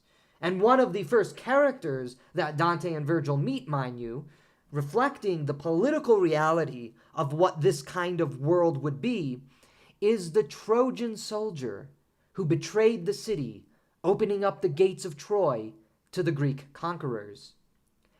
Hell is disordered because it is not ordered to anything but the self. It is not ordered to family. It is not ordered to friends. It is not ordered to anyone. Hence why hell is ultimately a chaotic place, for instance, the second through fifth circles, and then an increasingly isolated hellhole, the sixth, seventh, eighth, and ninth circles, within the actual city of Dis. Hell is a reflection of the rejection of man's social, relational, filial, and loving nature. This is why man is increasingly isolated and atomized in hell, and also why no fulfillment of his desires can be had in hell. The city that is hell is a city constantly at war with itself. The fact that hell is a city, again the city of Dis, is also a reflection of Catholicism's social and relational understanding of man and the world, as we've been saying. Hell as the disordered, anti-relational, anti-filial city means it is the ugly and unloving, cold and dark city. It is the polis that is contrasted with the polis of heaven, the ordered, relational, filial, and loving city, the loving world, which makes it beautiful, warm, and illuminating. Throughout the journey into hell and its construction by the hand of Dante, especially when contrasted with heaven in Book 3, the Paradiso, Dante is setting up the allegory of the two cities that goes all the way back to Augustine, and from Augustine's reading of Scripture, the Bible, as a tale of two cities, the disordered and vengeful city of man and the ordered, loving, and beautiful city of God. Given the political nature of hell, is there a larger commentary in the Divine Comedy? Yes, the Divine Comedy is equally a work of political philosophy as it is a work of theological and poetic allegory. This is again made clearer with the contrasts of heaven and hell once you read through the Paradiso. For instance, in Book 2, Purgatorio, Dante writes, "Rome, which made the good world, used to have two suns that made visible the two paths of the world and of God. One sun has extinguished the other, and the sword is joined to the shepherd's staff, and it is ill for those two to be violently forced together. For joined, neither fears the other." The hellish city, that is hell, is the way of rebellion, the cleaving of the realities of the two suns. Satan fell because of rebellion. The ninth circle is filled with traitors and rebels, those who betrayed their kings, the country that they belonged to, their family, and ultimately their God. The message from Dante is not subtle at all. Rebellion, the seed of disorder, is the road to hell. It is the path we take when we try to divorce the unitive reality of love and justice. This, of course, contrasts yet again with the orderly city that is heaven, where authority, God's authority, which is premised upon love, which leads to justice, is obeyed and consented to. As such, political authorities who are given their authority by God in His wisdom, in His love, in His justice, are meant to be obeyed. This is why Catholicism has historically, and still doctrinally today in the Catechism, promotes a respect for political authority. Civil strife in Italy is also a major theme in Dante's many side conversations with the various Italians in hell and purgatory. It is the case that Dante weeps for the strife and disorder that has befallen Italy. He is wrought by this reality. He is a man brought to tears for what he sees in his homeland. And Dante, of course, was an early Italian nationalist. Nationalism and Catholicism historically went hand in hand, though the Catechism today tempers that nationalistic past with the language of proper patriotism, because patriotism is the love of one's country. It is important that we remember and we always recall the reality of love, which brings us into union with others, brings us into community, and ultimately is the path that leads to justice.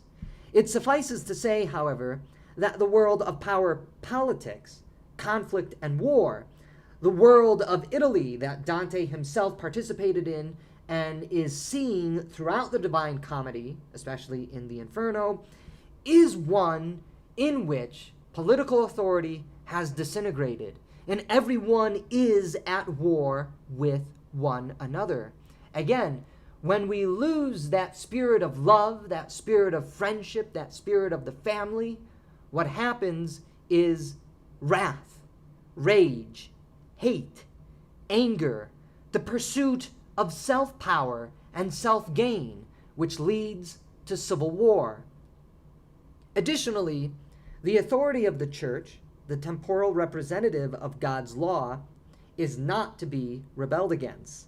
This is not to say that the church is not without problems or corruption. It certainly is, and any reader of the Divine Comedy will surely see that there is much corruption throughout the church, as corrupt clerics are in fact burning in hell.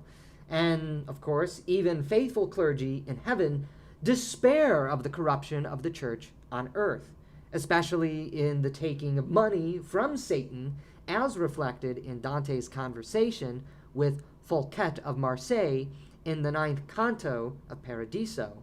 There is a lot of lamentation among the clergy in heaven for the current state of the church on earth. Yet Dante places the authority of the church on a high pedestal in his work, because ultimately the true meaning, the true purpose of the church is to teach love, not to gain political power for itself. For when the church teaches love, the love of God, for God is love, that transforms and transfigures the hearts and souls of men on earth, who thereby end up participating in the common good, in the communities, the kingdoms, the city-states that they call home. And so again, it is in the 9th circle that we find the most abominable of rebels, of traitors, those who betray the church, those who betray their kingdoms, those who betray their friends, those who betray their family. The rebellious Lucifer and angels who rebelled against God must be punished, and that is the ultimate crime that is punished. Those who rebelled against their king and country, the temporal authorities over men, which men are called to love and serve so as to bring justice into the world, are punished, horrendously so, for their crimes deserve this punishment.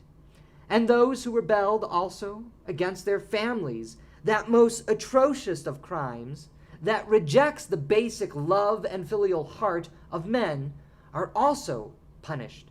The punishment of rebels in the 9th circle not only corresponds with the rejection of humanity's basic loving nature, it is also an allegorical warning against rebellion in general.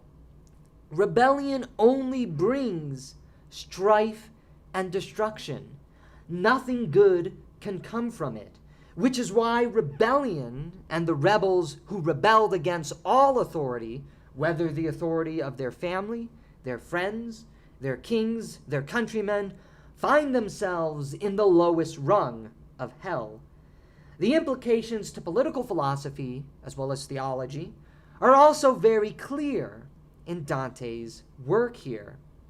Regarding the political, because again, the 9th circle is the innermost circle of the city of Dis, what we are finding in Dante's political allegory in the Inferno is that when we are solely devoted to ourselves, when we have no concern for our family, when we have no concern for our neighbors, when we have no concern for our kings, our counselors, when we have no concern for our family, when we have no concern for God himself, we end up in the world of civil strife, brought forth by acts of rebellion.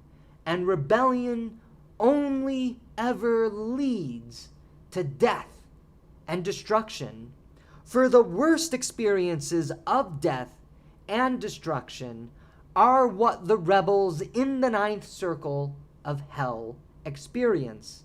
But again, Dante is not suggesting that we have blind obedience to mere earthly authority, for if earthly authority commits injustices, this of course is bad, and injustice, mind you, is rooted in rebelliousness. It is rooted in our lack of love for one another. What Dante is saying as we continue to read to the Purgatorio and into Paradiso is that it is necessary for us to have love. Love for one another. Love for our friends. Love for our neighbors. Love for our parents. Love for our brothers and sisters. Love for our political leaders. And ultimately love for God is love, by which From that love, we eventually produce the orderly and loving city. We must love others and not merely ourselves if we are going to escape the disordered, chaotic, and rebellious city. For if we are incapable of loving others, then what is the world we live in, if not this world of disorder and chaos, the world of civil strife and conflict, where everybody is an enemy and no one is a friend? That is the world of hell. And certainly, as Dante is suggesting, that world of hell appears on earth plenty and plenty of times. As we can hopefully see, Dante's Divine Comedy is a rich poem filled with steep literary, historical, theological, scriptural, and allegorical references and allusions and imagery throughout. Failure to pick up on these many deep literary themes depreciates the value of the work and turns it into a dry read. In particular, the deep allegories of the Divine Comedy correspond with the nature of mankind, human nature, that nature of love which allows us to foster human relationships, form friendships, and bring us to the fountain of forgiveness, whereby we can escape the dark torment of hell and begin the journey into a more loving, more just world. And that is the journey that Dante takes out of hell and into purgatory and eventually into paradise. The basic imagery of hell, the allegories therein, can be understood through knowledge of these allegorical and imagistic realities. So why is hell cold and dark? And our answer is that hell is a place where love and beauty are absent. The lack of love equals coldness. The lack of beauty equals darkness. Why is hell a disordered city?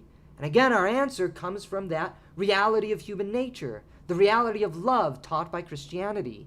Man cannot escape his social and political nature. In rejecting or fighting against his social and relational nature, disorder and chaos is what follows. And this is represented by the disordered city of hell, the city of Dis, which is to say, man cannot flourish unless he lives up to his actual loving nature. And why is rebellion punished so harshly? And our answer again comes from that reality of understanding human nature. Rebellion is ultimately not merely the rejection of order and authority, which subsequently leads to disorder. It is rooted in the rejection of love itself. For if we lack love, we will not love beauty. We will not love order. We will not love authority. We will not love friendship. We will not love our family. And thus we will betray all that is beautiful. We will betray all that is good. We will betray all that is loving. And in that betrayal, death and destruction emerge. Rebellion is what leads to a place where death and destruction reign supreme, because in our choice of rebellion, we reject love itself. And in the rejection of love, we end up in that chaotic, disorderly city that is filled and governed by wrath, anger, rage, and hate, leading to rebellion, leading to betrayal, leading to a city of death and destruction. In Dante's political allegory contained within the Divine Comedy, and especially in the Inferno, he is asking us that question. What should the loyalties of the human heart be? Where should the heart be directed? Where should our energies and desires go? And he is saying, to family, to country, to truth, to God. And those who reject this spiral downward and end in death and destruction. Or, as Dante explained, hell, the Inferno. It is a truism to say that the Divine Comedy is the greatest epic poem ever written.